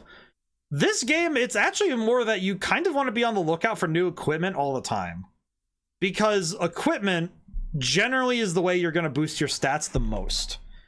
Most of that's because after the first set of steel weaponry, the first set of weaponry you get in the game, all weapons and armor after that point have scaling, where they boost your stats not just by a flat number, but also by a percentage. So it takes in account your level and the weapon's attack stat and boosts it by a base percent, which means that equipping newer weapons will be always more impressive of a change. So it's one of those things that you only really notice if you did comparisons of equipping weapons at different levels. Also, if you have the dev telling you. Ow. Ah, the cobras. Oh, I missed. Oh, that's a whiff. Yeah, but I think that I remember really appreciating being able to get that system at that point because, man, okay, I want to run. Okay, yeah, I need to run away. That's not going well. Heal up, and then I have some more bitter herbs, so save really quick. But yeah, I think that if like the way that there's a lot of different ways that games can be acquired, and for a developer, it's good to choose the options that fit best for you. For me, I wanted the reach of Steam, and I also want to put it on itch.io because I also want to make sure that the people who really like using itch.io, I want to make sure that they get the chance to get the game as well, and it also extends the reach of the game. But I think Steam generally is my preferred launcher overall because I use it a lot and I think it's really good. And working with Steam, having done the Steamworks system, I found that it was really good. Because Steamworks is really easy to do stuff, especially for games like this, where if your game is less than 2 gigabytes, you can actually upload it as a zip and just send it up to the system right away. Otherwise, you need to use some other systems to send it up, which is a lot more complex, but it's also pretty good. I am not fighting him. I'm not doing that right now. I already know I'm going to get cooked. Deal with that later. Grab the once blessed ring. It has some engravings on it for my darling loves forever. Should probably find the other half. See, monster attacked him and carried him up here. Hope I can bring some closure to his wife or fiance. Rest in peace. This is actually a small detail that I wanted to do personally because I thought it was respectful. I don't know, this is one of those things where story-wise, the characterization of this main character is important to me, and I thought that giving this character a level of respect for certain people and a level of kind of bullheaded arrogance is important, because it's kind of like he has you could either male or female, they're the same character, really. I like when the characters have the capacity for silliness, the understanding to be serious, and the wherewithal to say, simply put, I'm going to whoop your ass. You know, like, I think that's fantastic. I think it's great. Which is funny because, oh god, round 2. It's funny because another game I've been playing on my off time that has taken my attention a lot does the same thing, and that is Honkai Star Rail. Just being direct, Honkai Star Rail does it uses a lot of these same tricks for their main character, the Trailblazer, and I'm a big sucker for that because I like it when the main character can be a little silly. Let's see, how am I gonna do this? I think I'm gonna win this fight, but I'm not super sure. Alright, well that one's dead, so that's good. Okay, I think if I do critical slash, I'll be good. It's gonna be close. Aw, that's not good.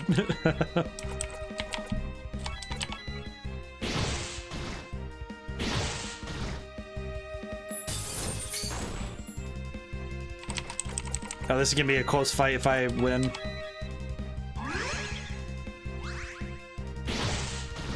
Oh, I got poisoned too, jeez. Oh my god! Hit him.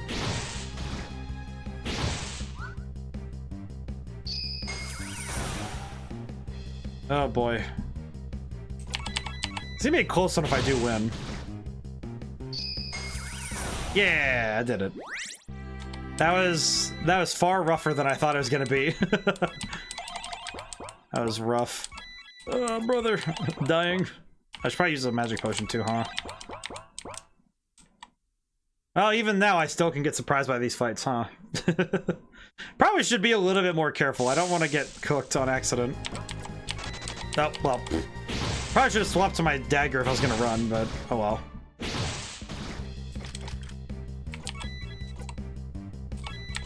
I'll try hitting him with a dark bolt.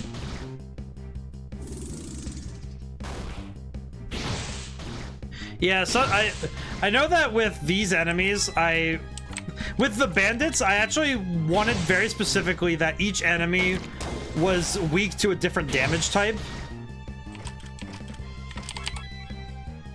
And I know specifically with these big heavy dudes, I wanted to make it so each set of bandits had an enemy had different weaknesses, but some enemies I found it was actually a little bit better that they were closer to each other in terms of weaknesses, because it meant that you knew what you're dealing with every type. There's a lot to explore in these areas, by the way. I do not apologize for these areas being super big. I do know that some of this, thinking about design influences, because no game is ever made in a vacuum anymore, because a lot of games are made with other games in mind. And this game, a lot of the influence, in my opinion, came from Dungeons and Dragons and Dark Souls. Those are the two games that I think were the pulling. Like Dungeons and Dragons for the vibrancy and variety and spell types, and the type of, you know, storytelling I was going for. But Dark Souls for the level design, because I kind of liked I like these big areas that have, you know, variety in their space and their aesthetics, that also have a lot of big open areas to go explore, because I think that's a lot more fun. Oh, hey, chicken. Ow. Destroy this. I forgot that he can do that. Dude uses Dark Megiddo. Ow. Get out of here, bird. Oh, that's right, you get his body. You get his corpse. Alright, break that. It's also something that I wanted to use as a communicator for Child's Paint Job. Makes it kind of even creepier. Feels like a good weapon. That's right, I have the Vibrant Great Axe, painted numerous colors by children. It survived many bouts with would-be attackers. This thing is weird, because this weapon is really good, but also it's a bit weird. Just out here. But another thing I did often with designing areas was cordoning off the edges of the map. So as you can see here, see how the map has an edge here that is kind of blocked off by the cliffs above? I actually try to do that in as many places as possible with either water or cliffs, because I want to communicate that if you see a pathway going off the map, it should connect to another map, you know, right away. It should just hook together. And theoretically, if you laid out paper of all the maps that are in the game, they should connect by that connective tissue. It's not 100% ironclad, because there are certain areas that are a little bit weird, but pretty much all of them can be reached by walking, which is similar to how Dark Souls 1 did Anor Londo, where you could walk from almost anywhere except to on Anor Londo. You could walk from one place to the other in a single go, which I think is way cooler. That's just, it sells the Odyssey, you know, it gives you more of a sense of the journey. I missed. That's not great. You know what? I'm gonna be a little bit cheeky. Spam Tremor.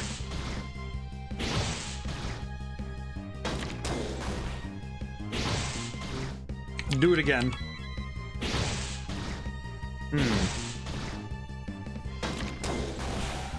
I do feel like I'm being a little bit mean by doing this, but it's okay.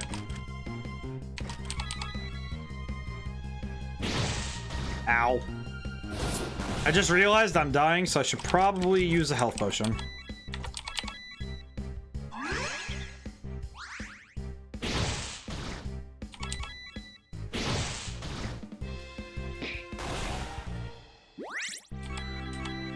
Oh, I got some new weapons. Oh, I got drop weapons, baby.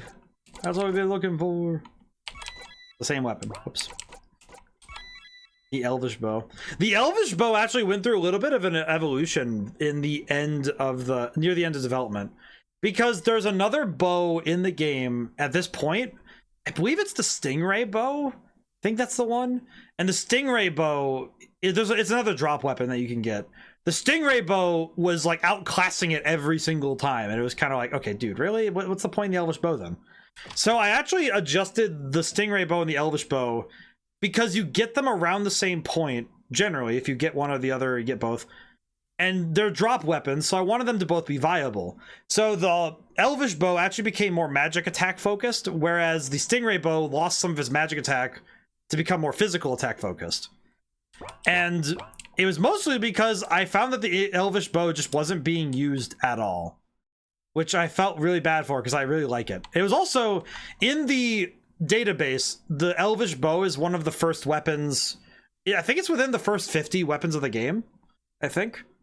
Which, when I said that there's 200 weapons that you can possibly get in the game, that is not hyperbole. There are 200 weapons and 150 armors, 75 armors, 75 charms. And they are always available, and they're all obtainable in the game, which is, there's no like cut weapon or like secret dev weapon that's broken. It's more like, there's none of that. It's just like, oh yeah, every weapon is obtainable by the player. Which is, oh, that spreadsheet looks so good because it has the complete on every single thing. It's so good. Oh boy. I do like these areas though, because it took me a while to make really good, because this is actually something I learned in and when I took level design, it's one of my favorite classes when I was in college still, was learning what tricks to use to draw the player's eyes where you want them. So like right here, for example, you walk this far, there are two ways you can go. There's the road, and then there's this path going up, and it's like, well, where do these go? You know, it's like you want to know where they go.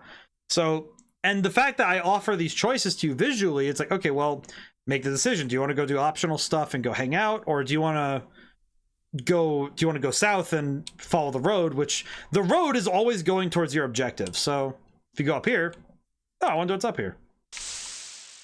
Enemy. I'm gonna hit him with the bow. Ow. I did not realize that I was on such low health. Holy crap. I should be more careful. Yikes. Do I have any techniques? No. None for the axe specifically, so need to heal again.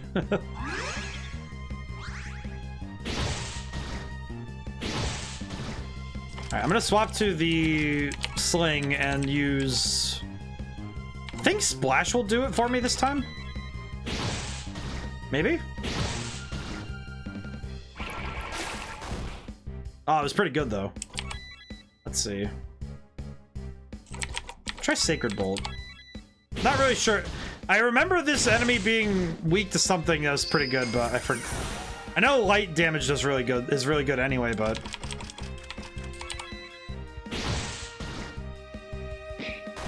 Oh, I was risking it there. I was really playing it unsafe there. That is not something I should be doing at this point in the game. Jeez. Oh well. Should probably save again. Yeah, this game will train you to save a lot, which... Not a bad thing, but man, I'll find such a spear all alone. Looks like it fell from the clouds. I'll just take it with me. So, another weapon that's this is a double reference. This is what I would consider a double reference, but I have a lot of Easter egg weapons in this game. Weapons that either reference or are, you know, they allude to other things.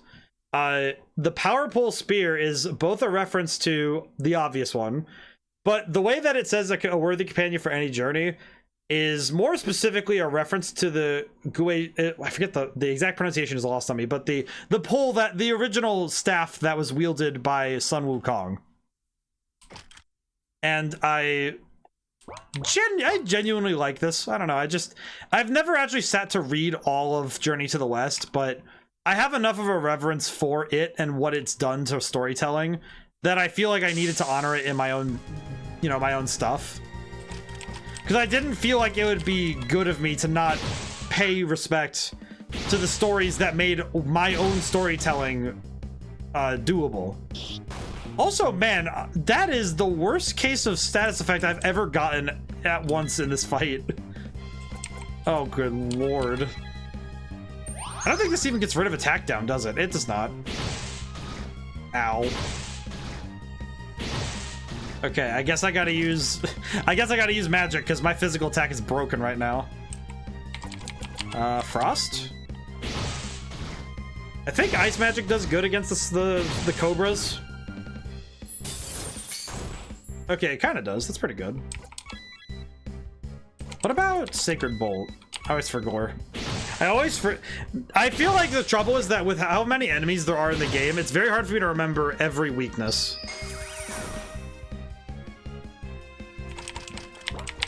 Okay, yeah, I'm losing that one. I am getting mixed right now. Item.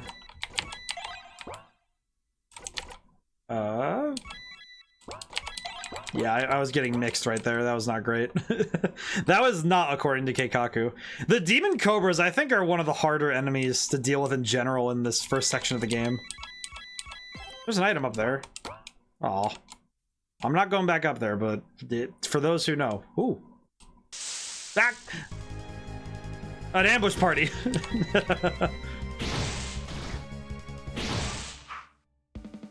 But yeah, I think a lot of these battlebacks are default battlebacks, by the way. And I barely ever had to change the battlebacks to fit a certain aesthetic, by the way.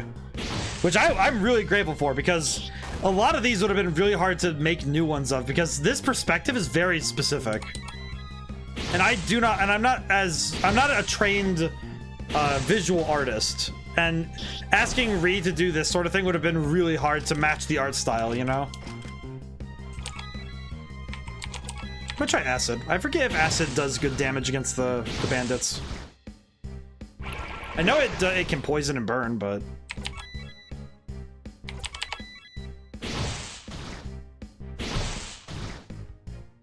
oh man.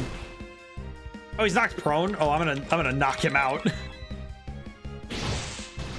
So prone is interesting because it negates the opponent's action, and it also allows you to deal extra damage. Because it actually does increase the amount of damage you deal when you hit an enemy with it. So, oh, you know what I could do? I probably could, if I fight one more enemy, I probably could level up before I go deal with this encounter up ahead. I think I actually do think, as dev speaking, like the dev brain is speaking, that level 6 is what this fight kind of needs, because this fight feels a little bit strange if you're not high enough. It's like you're generally expected to fight everything until you get here, but it's a little bit like, yeah, it's up in the air. Don't think it's required, but it's just recommended. I'm gonna spam Tremor until I win. There we go. Okay, I think it's a level up. Ah, just short. Oh wait, Rogue's armor. Whoa. I haven't got the Rogue's armor in a while. That's pretty good. I take that. That's amazing. That's amazing. New set of armor right before a semi-boss fight is pretty good, actually. Actually, I might be able to do it. Well, I don't have the MP for it. I should probably just. Hang on a moment. Just keep mugging that guy. It's okay. I'll be right here. Oh boy, it kind of reminds me of, you know, when you're playing other RPGs and you have you're seeing the boss fight, just the boss enemy just staring at you while you sit there and grind up, and they're just like, you gonna come and fight? Or like, nah, hang on, I need to get stronger. Hang on, I'm gonna sidestep for a moment here. Reminds me of old games. Oh, he's sneak attacking. Ooh. That was a fair bit of damage, actually.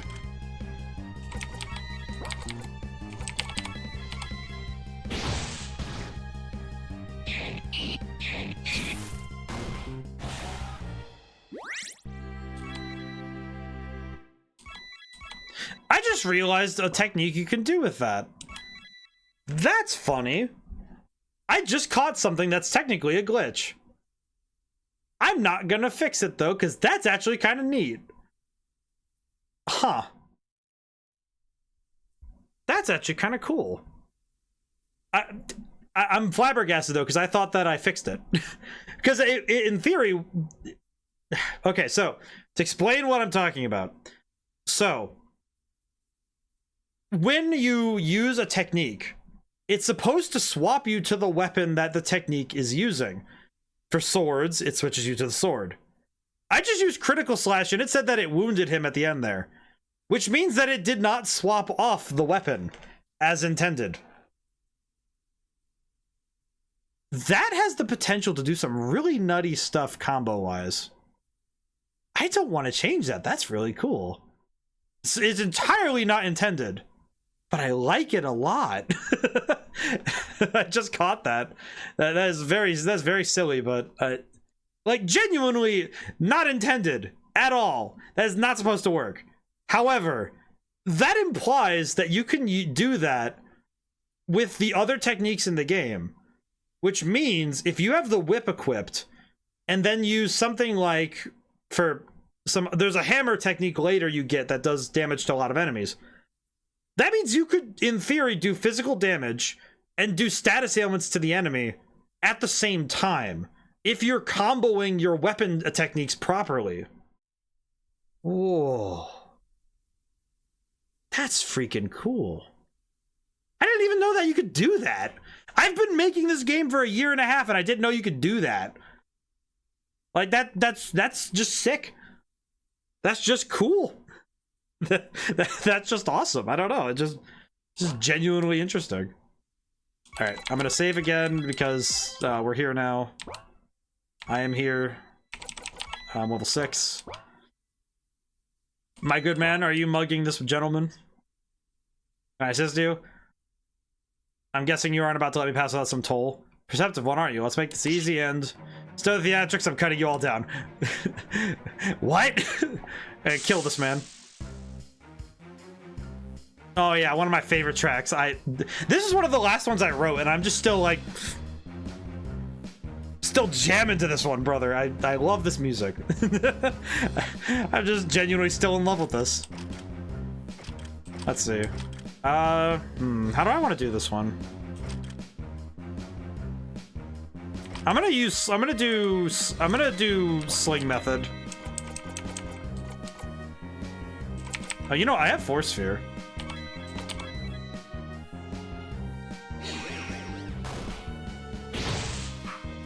I think force sphere kind of works like gravity in Kingdom Hearts, where it will do damage proportional to the enemy, so it gets you an idea of how much health the guy has. So it's a good move to use. Oh, he's down. Oh, I'm gonna mess him up. All right, I think I can use the spear and use. Yep. Oh, this one. Oh, I forgot the power pole has Peregrine style. So spears are based on the idea of using the various techniques in order to essentially gain buffs through stances. So I'm gonna use this on the Bandit Enforcer and probably kill him. Yep. And now I've raised my magical defense, so this cleric guy won't do as much damage to me.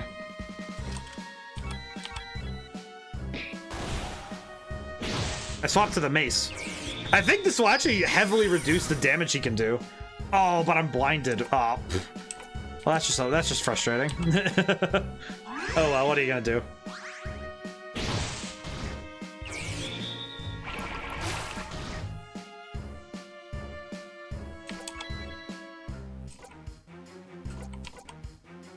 I think I'm just gonna hit him in the face. Hey.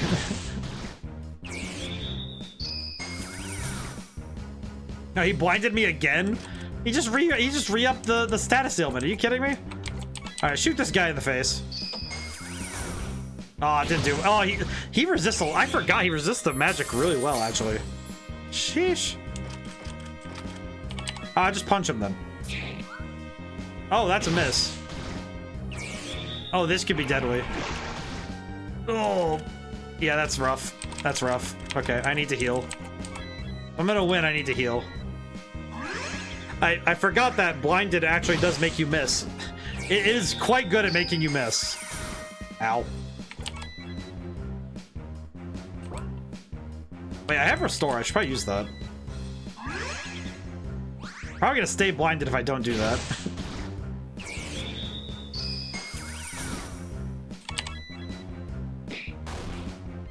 He is just not taking damage. Oh, please don't kill. Oh, almost had it. Almost had it. That's okay. probably good that I lose one or two, because man. Also, I guess interesting thing about that game over music, I feel like it's one of those things that I don't know of how many people sit and listen to game over music, but there is a whole song there, by the way. So if you ever want to just sit and listen to it, it is.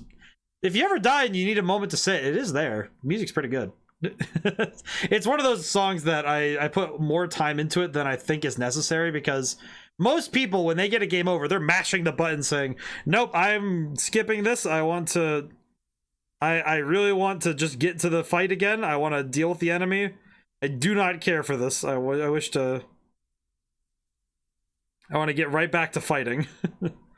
But that's okay. I think it's still pretty good that it happens like this.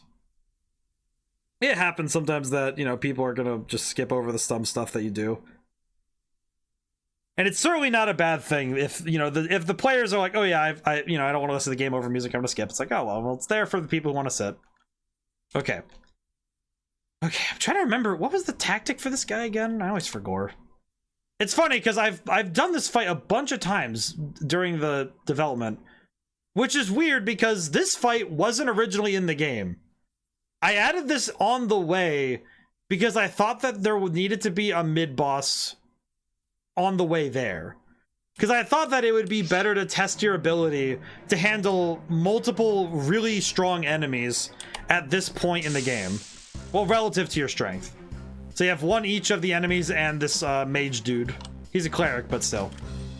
Let's see. I think I have the download, but I'm uncertain. I think it's just Tremor. It's Tremor and Spark, I think.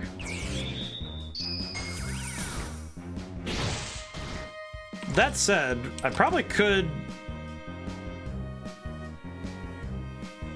deal with certain enemies really fast if I do certain things, but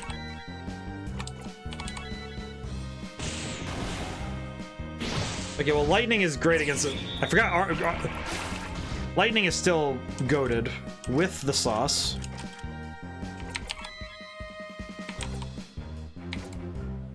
I have precision strike with the Elvish bow. I kind of forgot about that. Shoot him. I forgot. He really is. It's really just you have to beat him with a hammer, I guess. Jeez. Hit him.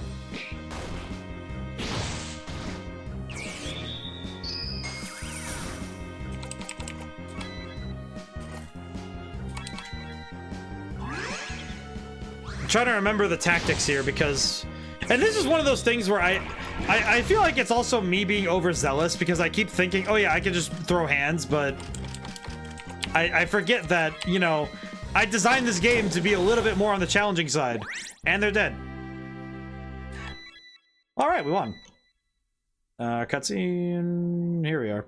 Thank you. Surprised they didn't just put you down. What were you doing out here? I was just bringing some supplies to Authry. They have a shanty house, and we try to help the poor there. We received word that the Lord has halted his aid for them, so I wanted to bring emergency provisions. It's on my way across, and so he went alone. Brave, but foolish. Aren't you alone as well?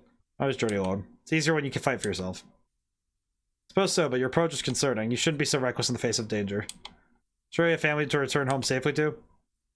When my battles are focusing on here and now. In any case, you should hurry ahead to Authry. Thankfully, it seems the important supplies are left alone. I will carry the rest of my bag and finish the journey. There's some coin within. Please take it. My gift to you. Thank you again. May the gods watch over you kindly.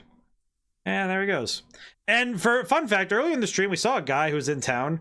I never explicitly put it down, but I kind of feel like that was the same guy. While I wait for them to fix anything, I'll set the world right myself. And you are gifted with 35 gold for winning that fight. Which may not seem like a lot, but in a game where getting money lets you buy more equipment, it becomes a lot more helpful when you realize how much 35 is in terms of percentage of getting the next weapon. It's pretty good. Alrighty. Oh, the bridge. Here it is. Health potion. 3 unstable health potions. Okay, so these unstable health potions. So just to show show them. So this health potion here, these unstable health potions, genuinely are one of the most confusing items, even for me, because they heal by a random amount, but One of the things that I've actually started doing as a strategy, I say strategy, but it's really in heavy quote strategy, is if I need a heal there's a particular boss fight later in the game, if I need a big heal later in the game, I will straight up just hold on to these potions with the intent of using them during that boss fight with the hope that it'll heal. What kind of algorithm did you put to it to make it random? It uses the it actually uses your HP as a base. I think it's your max HP minus 100, and then there's there's actually a percentage called it's I forget what it's called exactly. I think it's variety or variation. No, it's variation. That's what it's called. An RPG Maker will actually create a bell curve. So this is actually true on all the attacks as well. When you do any spell, attack, technique, there is a variation on the attack damage it can do. Think sort of like Pokemon with high and low rolls for attacking, where sometimes you do more damage than other times because that's a slight hint of random chance there. With this game, what I did for this potion was I took that variation and I raised it to 50%.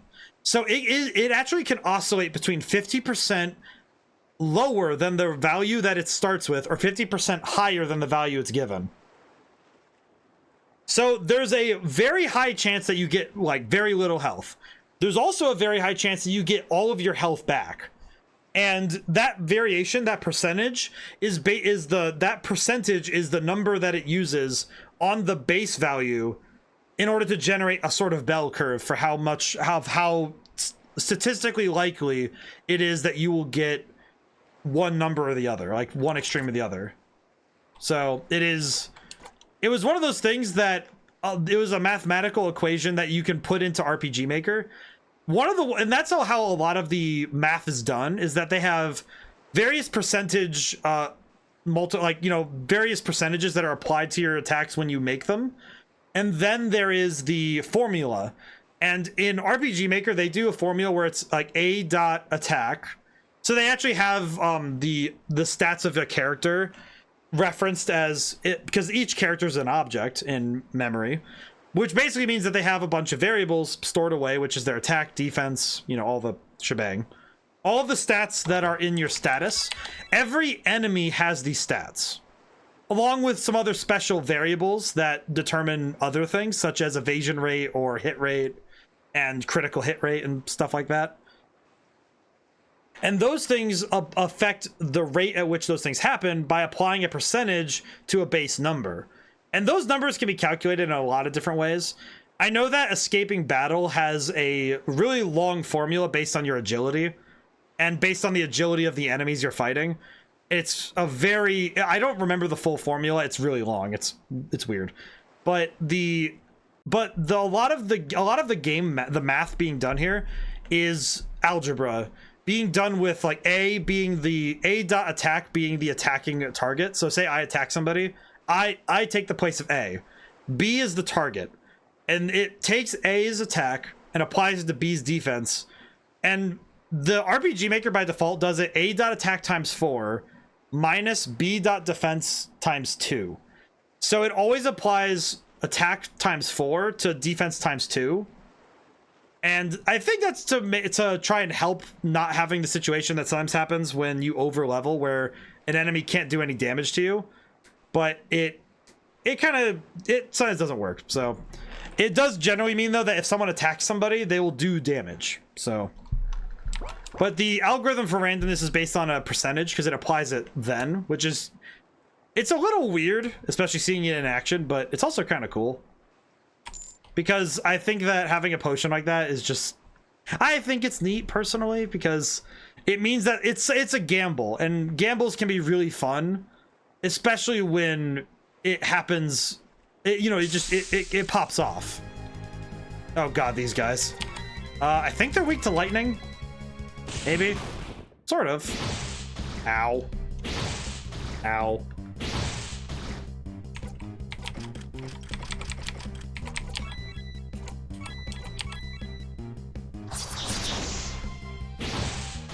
I'm gonna use the spears a little more to see if I can... Let's see, I think I can do... Oh, no.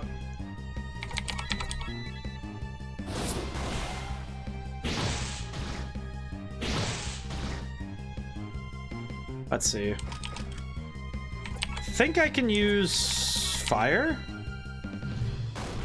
Oh no, it's not fantastic. But it's similar to when we see attacks in game, where there is a bit of variation between the damage. Because I mean, even heck, look at this. Use fire again. It did a little bit more damage this time. So the when you roll an attack, the attack can do various damage based on that variation factor. I think most spells, the variation is within 15 to 18%. So you take the base damage, which for magic is roughly the same as when you're using other spells and when you're doing other attacks, where it's A dot magic attack and A dot magic defense, or B dot magic defense. And that variation is within 15% of the value that's calculated when you make the attack. So after it makes the attack, it throws a bit of the variation in, and that creates the final value that comes to deal damage to HP. 5G. Okay, so this is something I did specifically as a sort of subtle way to make sure that the player has 10 gold. It's really weird. However, so in this inn, go talk to the guy. Be 10G to stay for the night. So on the bridge, you get 5 gold. In the road, when you get here, there's 5 gold. I kind of do this to make sure, guarantee that you have 10 gold, so that you can get 1 stay at the inn, so you can get a heal.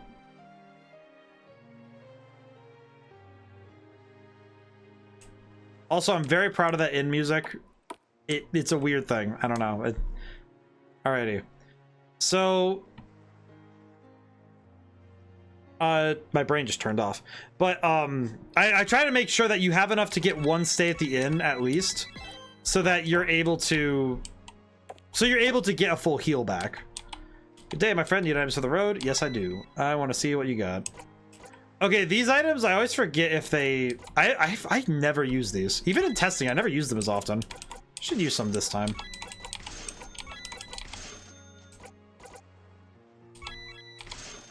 Buy some stuff. There we go. Oh, you know what I could do also? So this is one of those things that comes up a lot when you're playing this game a lot. For me, I sell all of my weapons all the time. But I know that some people wouldn't do that because they want to collect all the weapons and do everything. But if you're really short on cash, it's not a bad idea to sell weapons to get extra stuff. However, if weapons are equipped, or specifically if they have no value, and by value I mean if they have 0 as their value, like this white necklace, you can't sell them. Which is kind of how I stop you from selling these keystones, because they do not have a value, because I don't want you to sell them.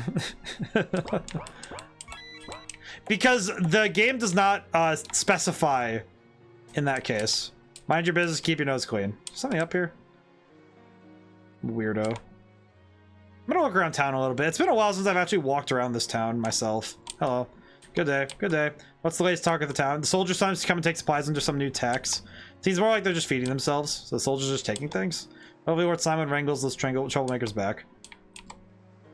Never really remembered why I chose that design for this lady, but I don't know. It's a nice design.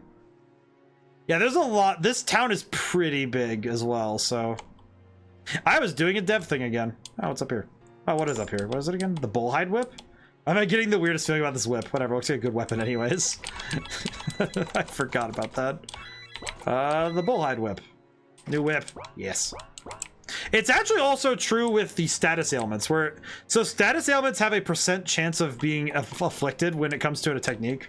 Why am I in this person's house? I'm out of here. There's no one in here. Is this a bucket?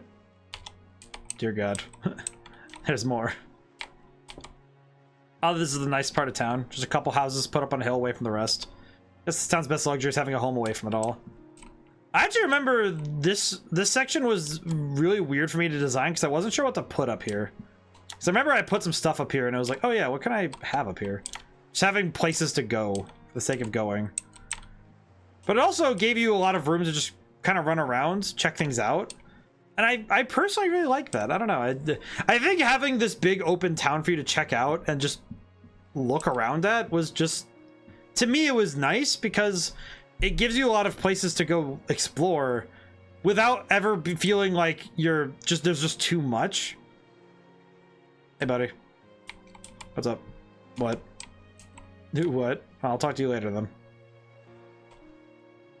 You know what? I remember that somebody told me to put this here. I forget who it was, but somebody told me to put this here because it was like, oh yeah, there's nothing there, and I'm like, it was one of my friends who tested, and it was just very funny because I was like, really? You just need something there? And he's like, yeah. I'm like, oh, okay.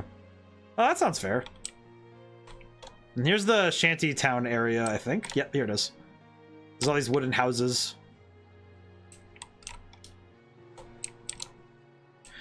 I will say that writing new town music is very hard because I wanted to do variations on a theme, but I didn't want it to be so similar to the other ones that it got repetitive. And writing music like that is very hard. Cat? Aw, baby. Looking at the ocean. Dreaming of fish.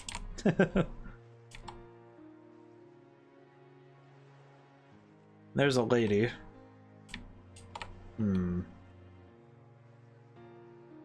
I'll let you guys figure out what that is. Or what's going on with that. I'll let you guys figure that out. I'm gonna go look around. Forget if there's... Oh, there's a thing. Oh, there is a thing over here. I forgot. What is this one? 3 bundles of bandages.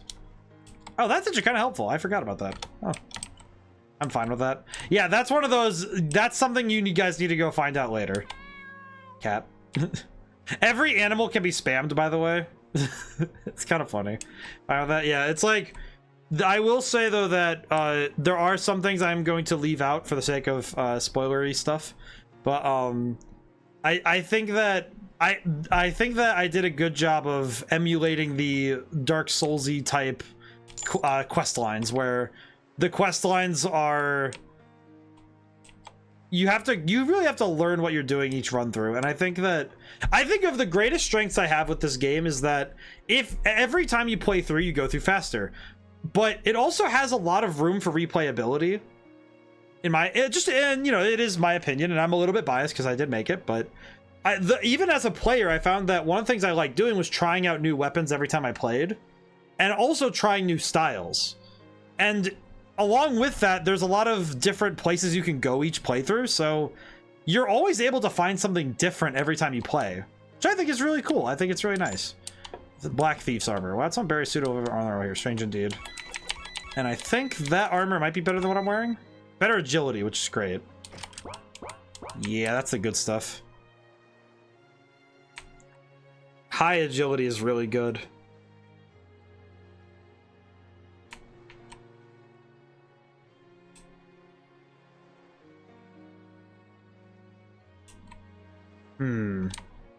I will say that one thing that is... Oh wait. This is actually funny.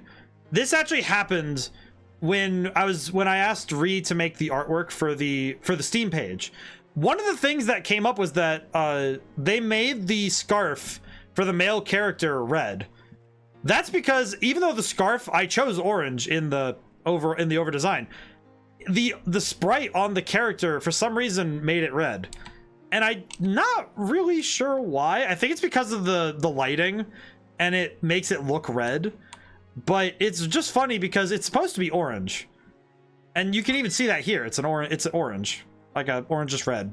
I don't know, but it's orange. But it's just funny to me because it's one of those things that it almost felt like, you know, when you saw Cuphead and Mugman and they had the different colored gloves in the certain screens. It felt like that. Door sounds thicker than the others. Doesn't sound like it's made any better made, though. Must be just the wood used for it. One day, knowing so much about doors will be useful. One day, my dude. One day. Also, yeah, you can... If you check every single door, you will actually... There's no... I will say that one thing I couldn't get running was achievements for Steam. I just couldn't figure... I couldn't figure out how to do flags in RPG Maker for Steam. That is something I have to learn for the next games I do. But I'm not going to go retrofit achievements on top of this game unless I can figure out how they work. Because if they can use the RPG Maker flags, then I could slap them on later. But it's not that big a deal to me personally, so I'm like, it's whatever. It's fine. Do you have weapons? Yes, you do. Let's see. I think personally I want to buy the Kestis, but I'll be good. Don't think I really want any of the other weapons.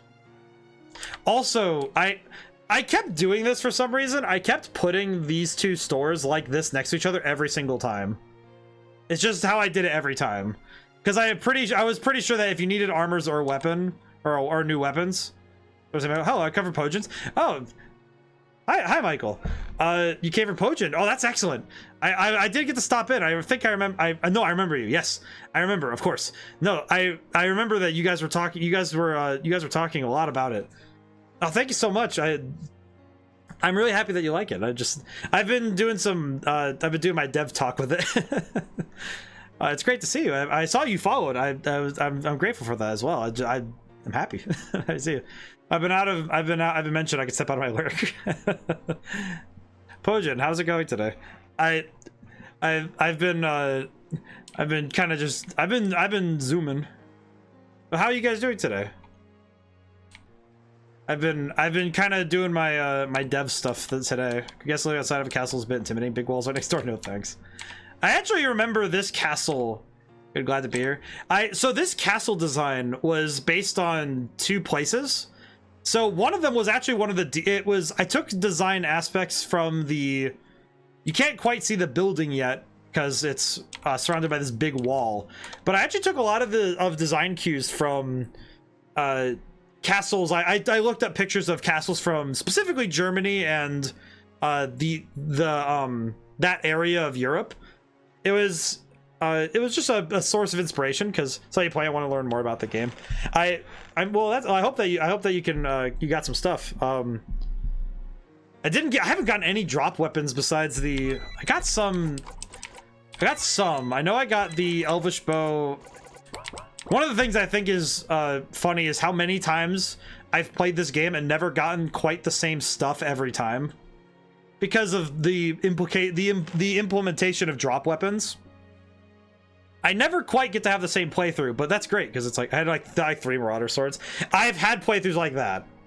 It happens sometimes. I sell them like that. If I get a bunch of them, it's like Dark Souls. I sell a bunch of them. I'm like, all right, cool. Here's your swords. Bunk. I know the one that in testing, the one that kept showing up was Stingray bows, and I did tone them down a little bit because the Stingray bow was just way too good, and it was also way too common. It showed up a lot. The Stingray bow was one in testing that I had to say, no, okay. Alrighty. I'm trying to determine if I'm going to actually activate the next part of the story or if I should do some other stuff. Well, there's not really, I don't really think oh, you know what? No, I know what I can do. I'll go do, I think for tonight, one of the last things I'll do to kind of talk about how optional content feels in this game. Because there are some optional side quests in this game. There are whole areas that are not required for you to do. I'm going to go show one of them off because I like this one a fair bit. It's also just kind of just short, nice, sweet, and to the point. Here it is. All right, I need to get up there. Here it is. The manor on the hill. Here it is. Yeah, these towns are really big, but I remember designing them because I wanted them to feel like actual lived-in towns. Which thematically makes a lot of sense, but also just I didn't really like the idea of, oh, I'm going to compress an entire living city into a small area, like a village, because it just felt really cramped when you shove everything together, you know? And that can just feel really awkward. Oh, hey, what's up? He's dead. A body? He's gone. Looks like there wasn't a long fight. He hit that wall after a dagger strike, and the footsteps go towards the right side. And that's over there. Hole. Guys, for my curiosity, is Protect backstory somewhere later in game or left vague on purpose? Don't tell me backstory, I'll find out later. Spoilers. Yes. The first one, also the second one a little bit, but it's specifically because I want the player to have I want to give the players the chance to also get their own impressions before the main character, the protag, describes themselves in the sense of not really description, but more as you get to learn their personality and also their backstory. you get to learn them as a person.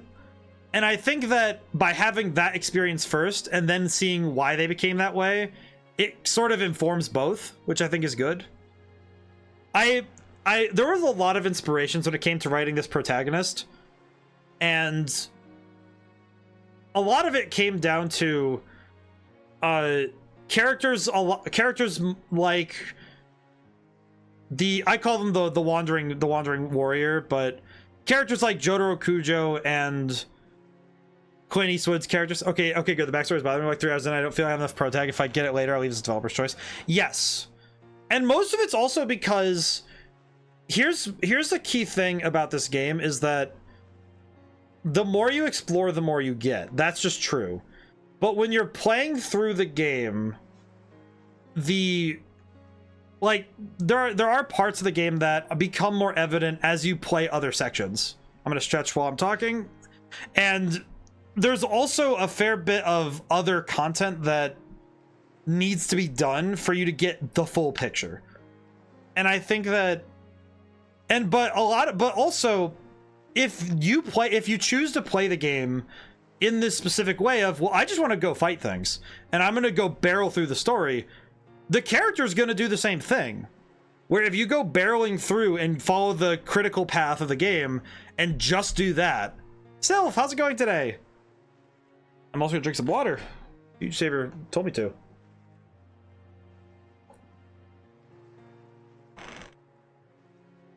How's it going? But the key thing is that if you're playing through just the critical path of the game, you're only getting what the character says and does. But then if you do everything, you get the fullest picture of the protagonist, which I think is really good, but some people might find that to be a little bit abrasive to the senses. I'm good. How about you? I'm doing great. This game is out. The game, it's real. It's real. I went the right way the first time. Holy crap. I think this is... Yep, the ruby and sapphire anklets. Pair of anklets with gems of them. Giving a pair of these twins is tradition in the kingdoms near where my village was. So it's like FF7 main story versus side stories. Kind of, yeah. And I think the reason I took this approach also was I wanted to leave it to the player's impetus, or the player's... I wanted the player to make the choice to engage. Because I know that as a player, having somebody take you by the throat and shove the backstory and all of this like extra stuff down your throat is hard. So I prefer to leave it on the table and let you consume it at your pace. Because it tastes better and it feels better when you choose to move things the way you wish to. And I think also, as if you do everything in this game, you will get the full picture of the character. And to also make sure flavor text is best served for those who ask for it. Yes, great. That's a great quote, actually. Sylph. Flavor text is best served to those who ask for it, and you are given what is required when you play through the game's critical path. But I am of the opinion this game is not best played in one playthrough, and that's because I actually think that this game. This is developer opinion, entirely subjective, that if you play the game twice, once going straight through the game, critical path, try to beat the game, just going where you're told to go, and then you do a second playthrough where you do everything, I think you will find that the game, you find a lot more in the game by taking that first playthrough to learn how to play, like the mechanics, and also learning the places and learning where to go, and then learning where you haven't been yet. And I think, but it's entirely subjective. If somebody goes through and 100% the game first go, not even a bad deal. That's also great. But it's really just depends on what you want to do, you know? But I do think that this is one of those ones where... Am I really going to do this again? You know, why not?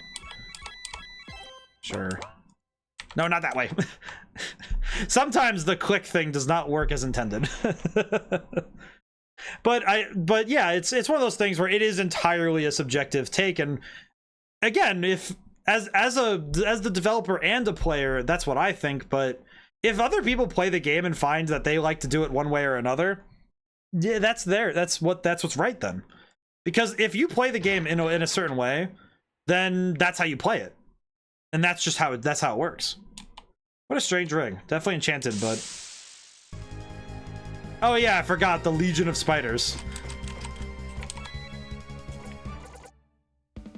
Wow. The Black Veil spiders are everywhere. Time to spam the AoEs, my friends. Holy crap. I forgot. Forgot how many there are. Ah. Spiders, no, Patrick, stop, Pat. Ah. I forgot. I'm gonna spam. Oh, okay, that worked. Oh, thank God. I was just like, please no, not again. Okay, I'm out of here. I'm going down these stairs. I'm out of here. Yeah, so I know that sometimes I forget what certain enemies do, and it was just like, oh geez, no. Is there any items up there? No. Items up here? No. I always forget where. Oh wait, item. What is this one? The Tricero armor? Boy, the Tricero armor. I can fit in down south of the deserts wearing this.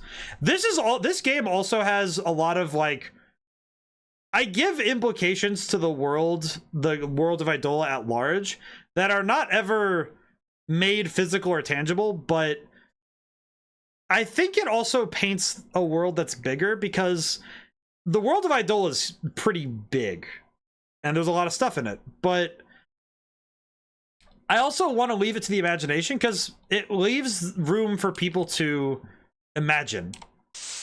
And I think that's almost more fun. Oh, these are the Onyx bats? Oh yeah, that's right. Hit him with the hammer. And I think that it's, in my opinion, it's more fun when you have something like that, where you have this grand open world and lore that people can really extrapolate on. Because you never know. And similarly, this game is also companion to other stuff I've done. And I will say, I'm putting this down right now before anybody is worried. So I wrote a book a while ago called Eidola Tales Greenwalker. This game and that book do take place in the same world. Not at the same time, though. It's different points in history in the same world. However, the two do kind of have little Easter eggs for each other to figure out, mostly through retroactively with the book, because the book kind of... it's more that this game references the book a couple times, but not required at all reading. Never required. If you do go and read it, I will love you, because I worked hard on that one, but not required. It's more like you get a little bit of like, oh, here's a little Easter egg for like, there's 2 little Easter eggs in this game to the book. If you don't get them, they're just there. They're still cool. If you do get them, it's kind of like it's one of those like snap your fingers, point at the screen. Ooh, I know that one. You know, it's not really, but it doesn't detract from the story if you don't know it. It's like, it's kind of just like, oh, it's there. But I did it because at the end of the day, I do like the idea of having a lot of works related in some way. Not because I want you to have to read everything. I actually prefer the opposite, where I would rather that you have the ability to get into any one of these stories and not need the other ones to get into it, you know? Like, in theory, unless a game is a direct sequel or a book is a direct sequel to something, you should be able to pick up any one of them and be able to say, oh, I can read this and I know what's going on because it's its own contained story. Because I really don't like it when that happens, you know, where it's like, oh, I picked up this book and it says it's not connected to anything else. Oh, but you have to read these 3 other books to get into it? Oh, that seems kind of lame. Or like, the MCU is my greatest nemesis on this respect, where it's like, oh, hey, here's 20 movies you have to watch before you can watch Infinity War. Watch them all right now. Like, but I'm also, I think I'm more into self-contained everything. If you play all of them, you feel, you know, you get more out of it, but you're not punished for missing one. Like Dark Souls, you know, it's like, I'm at work now, but I'm deaf here, just got stuff to do. Hey, well, that's no problem at all. So thank you so much for working, and thank you so much for coming by. Oh, I'm just so happy. I don't know, I'm like, I'm happy everyone's here. I'm happy people are here. Just like, I'm just happy. But yeah, it's like, you're never punished for not playing each Dark Souls game. You don't have to play all of them to get it, but be happy, your game is here. It is here. Look at it. It's here. Also, this reference. This weapon, Tenacious Dagger. Interesting design, reminds me of some old Tales of Tributes. You know, even reading it back, I'm like, I really can't believe I did that. Might make for a good sidearm if nothing else.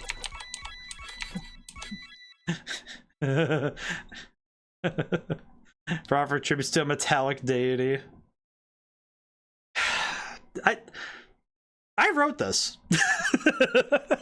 I really, it's like, in this game, there is like some real moments of gravitas and weight behind real movements. And then there's also Tenacious D references. I am complete. Oh, like it's one of those things where it's how my brain works, you know, like this particular brand of writing that I do where I mean, heck, not to say where it is. I reference a Rolling Stones song in Greenwalker, in that book I wrote that's in the same world. In Greenwalker, I reference a Rolling Stones song, and I think you all. Yeah, the Tenacious D songs are so good though. I love Tenacious D; they're great. But yeah, no, it's just like, but in the same game where it takes itself 100%, because the game itself is taking itself 100% seriously. Well, I also like having references like this because, I don't know, it just... There's a certain amount of comedy that has to come with some of these things. I don't know. Maybe it's just me, but I like this kind of stuff. I'm also just a bit of a dork, personally. Rat. Face the dagger. Oh. You gotta have comedy in any situation. Well, I think it's when it's weaved in with the seriousness in a way that is natural, it feels good. Alrighty, and this is the end of the optional area. Hello. Not all the time, but it's good relief. Well, and I feel like it's like when you're in the towns and you have all those doors where the protagonist is just being a little bit goofy and just taking in the place as he sees it. It works. And then also the fact that he has a sort of like he has a little dark sense of humor. It's like, oh, it feels like a character I've written because it feels like everyone else I've written. Hi, Eidola, how are you doing? Yes, I know your name. How you doing, you Jolly Rancher looking dude? Now who's this? Oh, that's right. There's no fade out on this guy. That's right. You just talk to him and he's like, what's up? He was so confused, like, what? Investigator, maybe? Nope. Oh, whatever. Another body throw in the pile. Aren't you gonna beg for your life? Cry? Anything? Come on. Bella, the human feet. Know that name? You ever fought a real demon, Bella? What? I like this guy's design. I don't know. I like the red and green. Looks pretty good. Real demons have no fear, Bella. See the fear in your eyes? You pray on the weak and helpless because anything stronger than that makes your legs quake. Who do you think you're talking to? I'll give you a chance to make your peace. Consider it my only mercy to you. This place will be your grave. Stay away from me. Stay back. I forget if this guy's actually cooking or not, but I'm gonna destroy him. I missed. I forgot he has agility. He has stats. He has a stat block. What? Okay, yeah, wait, I forgot. He has hands. Turtle style. Excellent. Oh, crap. Oh, thank God. The defense raise was clutch. Okay, that was good. Never mind.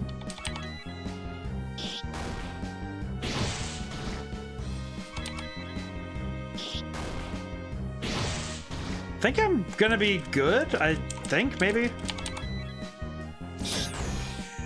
Maybe? Oh, Venom slash, that's... Ooh, that's not good. That is not according to Keikaku. Yeah, just use it. It'll be fine. Unstable health potion. Crap. Crap. Holy ball. Pocket sand.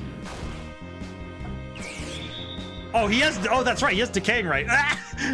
Oh my God. That is not okay. Oh, I guess I should also make clear that poison cannot kill you. He missed? Oh, thank God. So poison cannot actually kill you. Did the health potion thing happen to you too?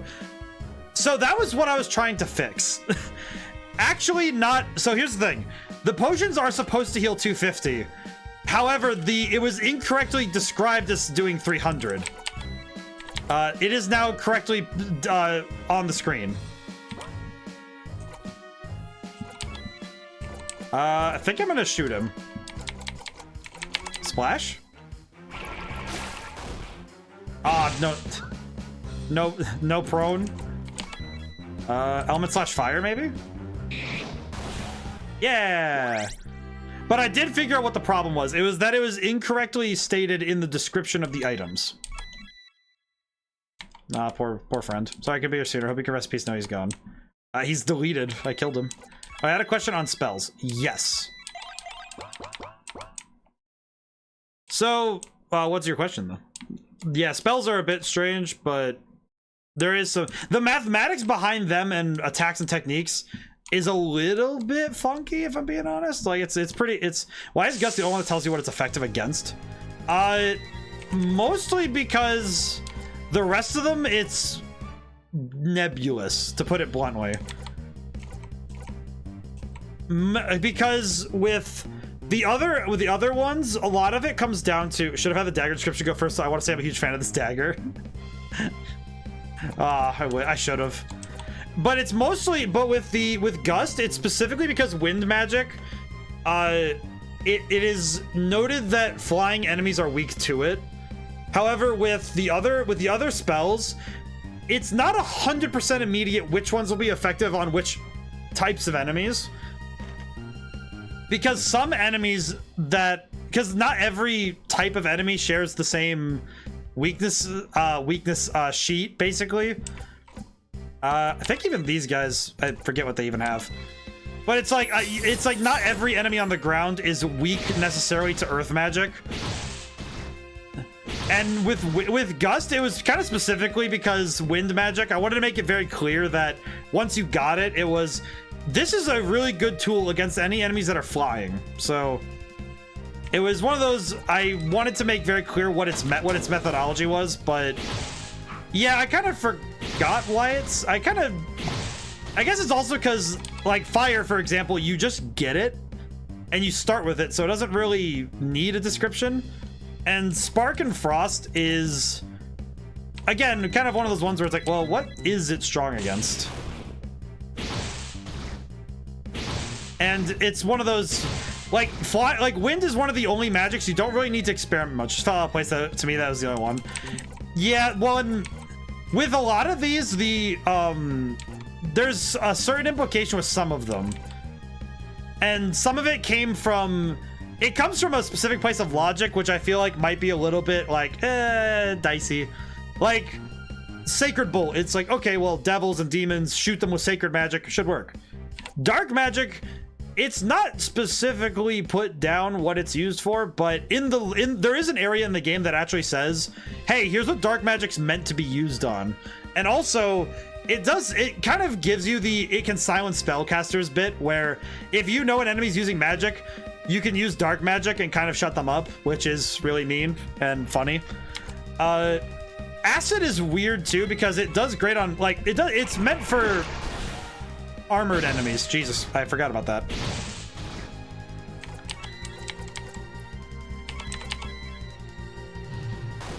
But it is kind of weird. You are right, Pojin. It is a little weird, but I do see what you mean. I think these guys are weak to the dagger. All lizards shall fear the dagger. Fear the dagger, please. Thank you. I guess also, I have a fun, interesting fact about these enemies, the Mudon lizards. These are not supposed to be lizards. These are not supposed to be this enemy type. Which is also why their weaknesses don't quite line up. This was a last-minute decision because I needed to fill the art slot of this enemy. And it was because I was supposed to replace them with they were supposed to be like a smaller Ankylosaurus, like a dog-sized Ankylosaurus kind of enemy. And we just never got around to getting the artwork done, so this is what I had on hand. So I used this lizard. However, it retains the weaknesses of that enemy type. So it's one of those few enemies where, oh yeah, see, well, also that's why they dropped this armor type. They drop Ankylo plate armor because they're supposed to be they were supposed to be the Ankylo lizards, and we never actually got to that. So that's why. Just the fun dev bit, I guess. I know that the Ankylo plate armor is also pretty goated, as I recall. It's pretty goated. It's this and the Tricero armor. There's one other armor that I think it's a Stegosa armor. And if you have all three of them, it's like this mini set of armor, like 3 sets of armor that are like the dinosaur armors, and they all resist physical damage in different ways and give you a boost to guarding, which is kind of cool. Also, my god, it compared to the Black Thief's armor, it deletes my agility. Oh man, I forgot about that. I'm not gonna use. I will say that using the heavy plate armor is not usually my preferred playstyle, but oh my god, it makes you an absolute beast. It's fantastic. It is a very good playstyle if you want to just face tank everything. If you don't mind going last in battle every time, the plate armor is always the go-to. It is fantastic. It's just really good for if you want to survive everything that comes your way. All right, I'm gonna sprint a little bit so we can get to where we need to go. You can live today, rat. I'm not dealing with you. This rat can stay alive. But yeah, no, it's there's a fair bit of stuff like that actually, where sometimes there's weirdness. I just realized the music doesn't play if you come in here from down there. Because yeah, the music keeps playing when you come in. Huh. Kind of forgot about that. This is actually due to how RPG Maker does music, and is a bit of a weird thing. So you have to manually control the music a lot if you're making a game in RPG Maker. And if you don't turn something off, it'll keep playing the music until you turn it off again. Which some events do and some events don't. And it's one of those things that is in some areas it's a little bit more tightly managed than others. Hey, box. What'd I win? Found a health potion and a Blackwing coin. Lucky coins are hard to come by. I'll keep it. I forget. What does the coin do again precisely? Lots of luck. That's not too bad. That's a pretty good luck boost. You never underestimate the luck stat. It's pretty good. Alrighty. I'm just gonna be zooming around a little bit, but it's mostly just because I want to explore. I want to show the town off a little bit. Oh, you know what? I do want to show. There is one piece of dialogue I want to show because I love this dialogue so much. Traveler, do you have business here? I want to know more about Othri. Go outside and look. Pretty easy. Yeah, not bothering with an argument. Have a nice day. Be back to like a soldier of Othri. Please don't imply you're gonna do anything about it. It'll get worse than embarrassing defeat if you do. Please stop being on my side of the desk. No. I don't know why. Just like the sarcasm that I boiled for this enemy, for this character. Oh my god. It still makes me happy. It took me a long while to like simmer in and boil down this like hardened stone. No, Chad Corbin meme. I needed to boil down the truest form of sarcasm that was in my heart and put it together and put it down in front of somebody. Just like I love this. I don't know, I like this. Oh, they don't talk, that's right. Nerds, I'm out of here. They guard the stairs like dorks, I'm out of here. I just really like that stuff. I don't know. It's really silly, but I do like it. One poison ball. Has a note on it. Free to anyone who hits a guard with it. Don't mind if I do. I haven't actually used those, we used the holy ball during the fight there against Bellowa. I haven't actually used these as often, but they're pretty good. I imagine doing an items only playthrough would be really hard, but I do think that it could be done in theory, allegedly. It would be extremely hard though, like stupid hard. Citizen, guy in armor. Do I not look like a soldier of Authry? To be fair, the armor all looks the same.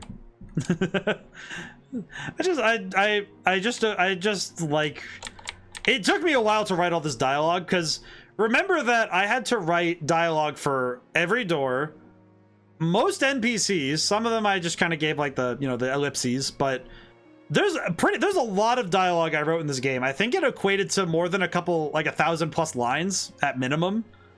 And that's not including full cuts, and that's including, you know, like there's even more for cutscenes, you know, like other stuff, written descriptions. Power's a bit wilted though. Definitely prefer Diantha's work for sure. Peculiar. But it takes a long while to write this much dialogue, because when you're writing dialogue for a game, especially for something where it's like, okay, well, is this going to be repeated dialogue? Do you know where the player's going to see it? You have to think about all of those things and where they are going to be in the story to be able to make the writing and the story make sense. And there is so much writing that goes into, it was a lot, but it's also nice. It's also nice to go through and do that work, because I think people can tell when you've really put your heart into trying to make these characters the way that you want them to be, to make this world feel lived in, and to genuinely put, because I think that's true of all creative works, right? That you can tell when someone's put time into it.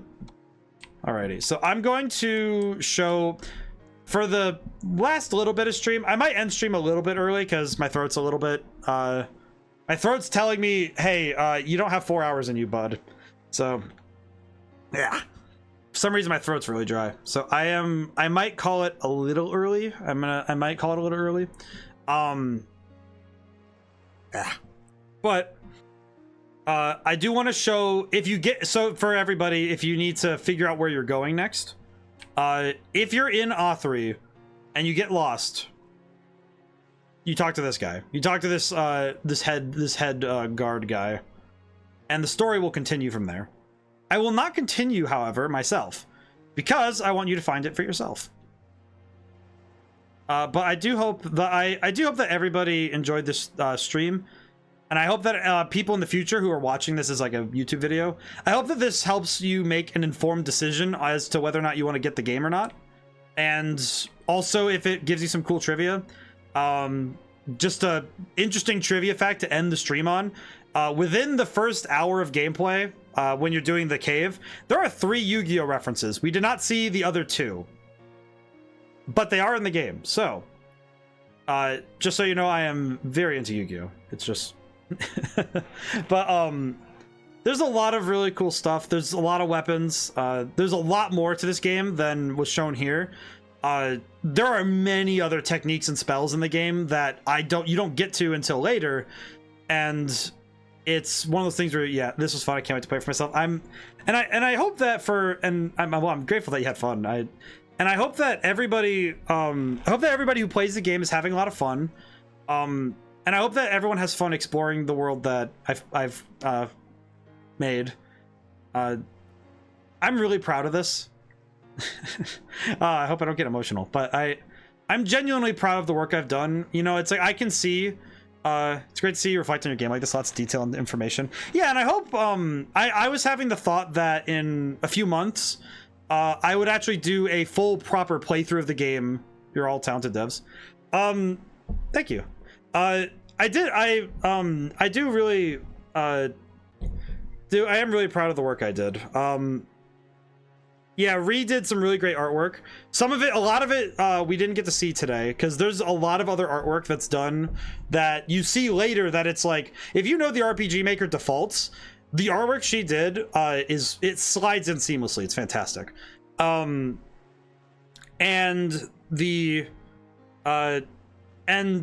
other, so in the credits, it credits 2 other creators. Those people are people I actually bought plugins from. Those are where the weapon swap system comes from. That's Fallen Angel Olivia and Yanfly, who makes plugins that are just ubiquitous with RPG Maker MV now. And those are just fantastic plugins. So if And those, and I used a lot of them in this game, and they're fantastic. But I'm back for a bit. Might be doing a stream with friends later, so I don't know when that'll happen, but I can hang until then. We're kind of wrapping up. I think I'm gonna I might call it a little early because my throat's kind of giving a little, but I'm doing some final notes for right now. Yeah, I'm doing some final notes on the game though, but yeah, I think that this game has a lot. Save the throat, go get some tea. I am gonna get some tea after stream. I am gonna get some tea. But I am really proud of this, and I think that if you take the time to play through it fully, this game will reward you for it. I will also just give the small note to keep an ear out for the music, because I think if you listen to the music and you make notes of certain things, just not write things down, but just make note of it, you might find some music to be very fascinating. And I do want to point people towards something.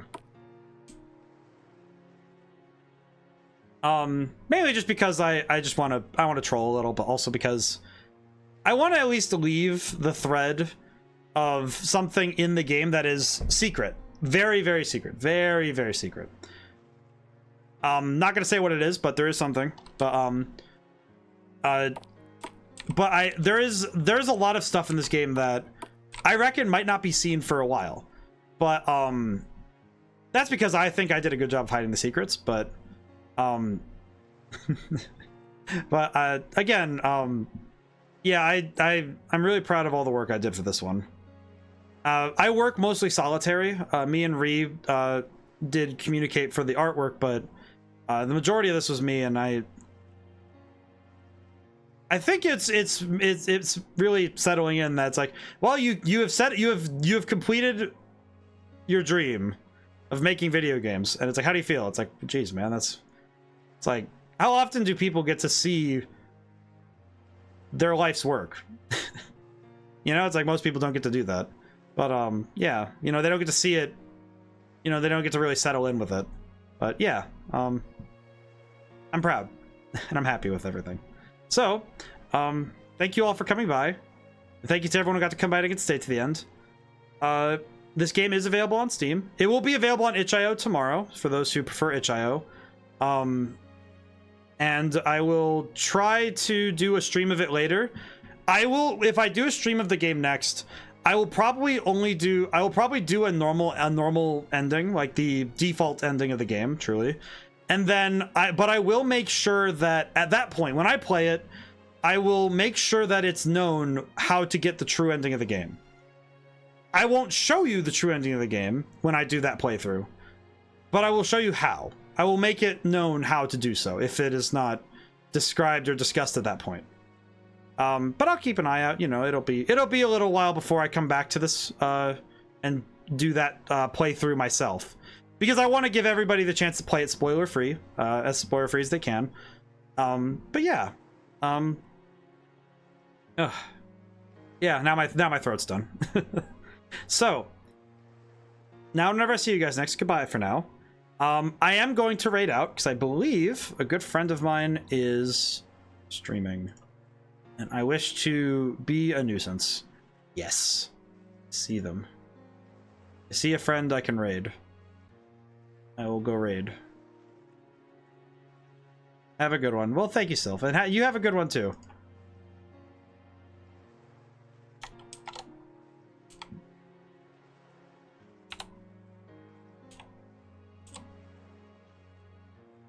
There we go. Need to turn that off. That's my screen blocker.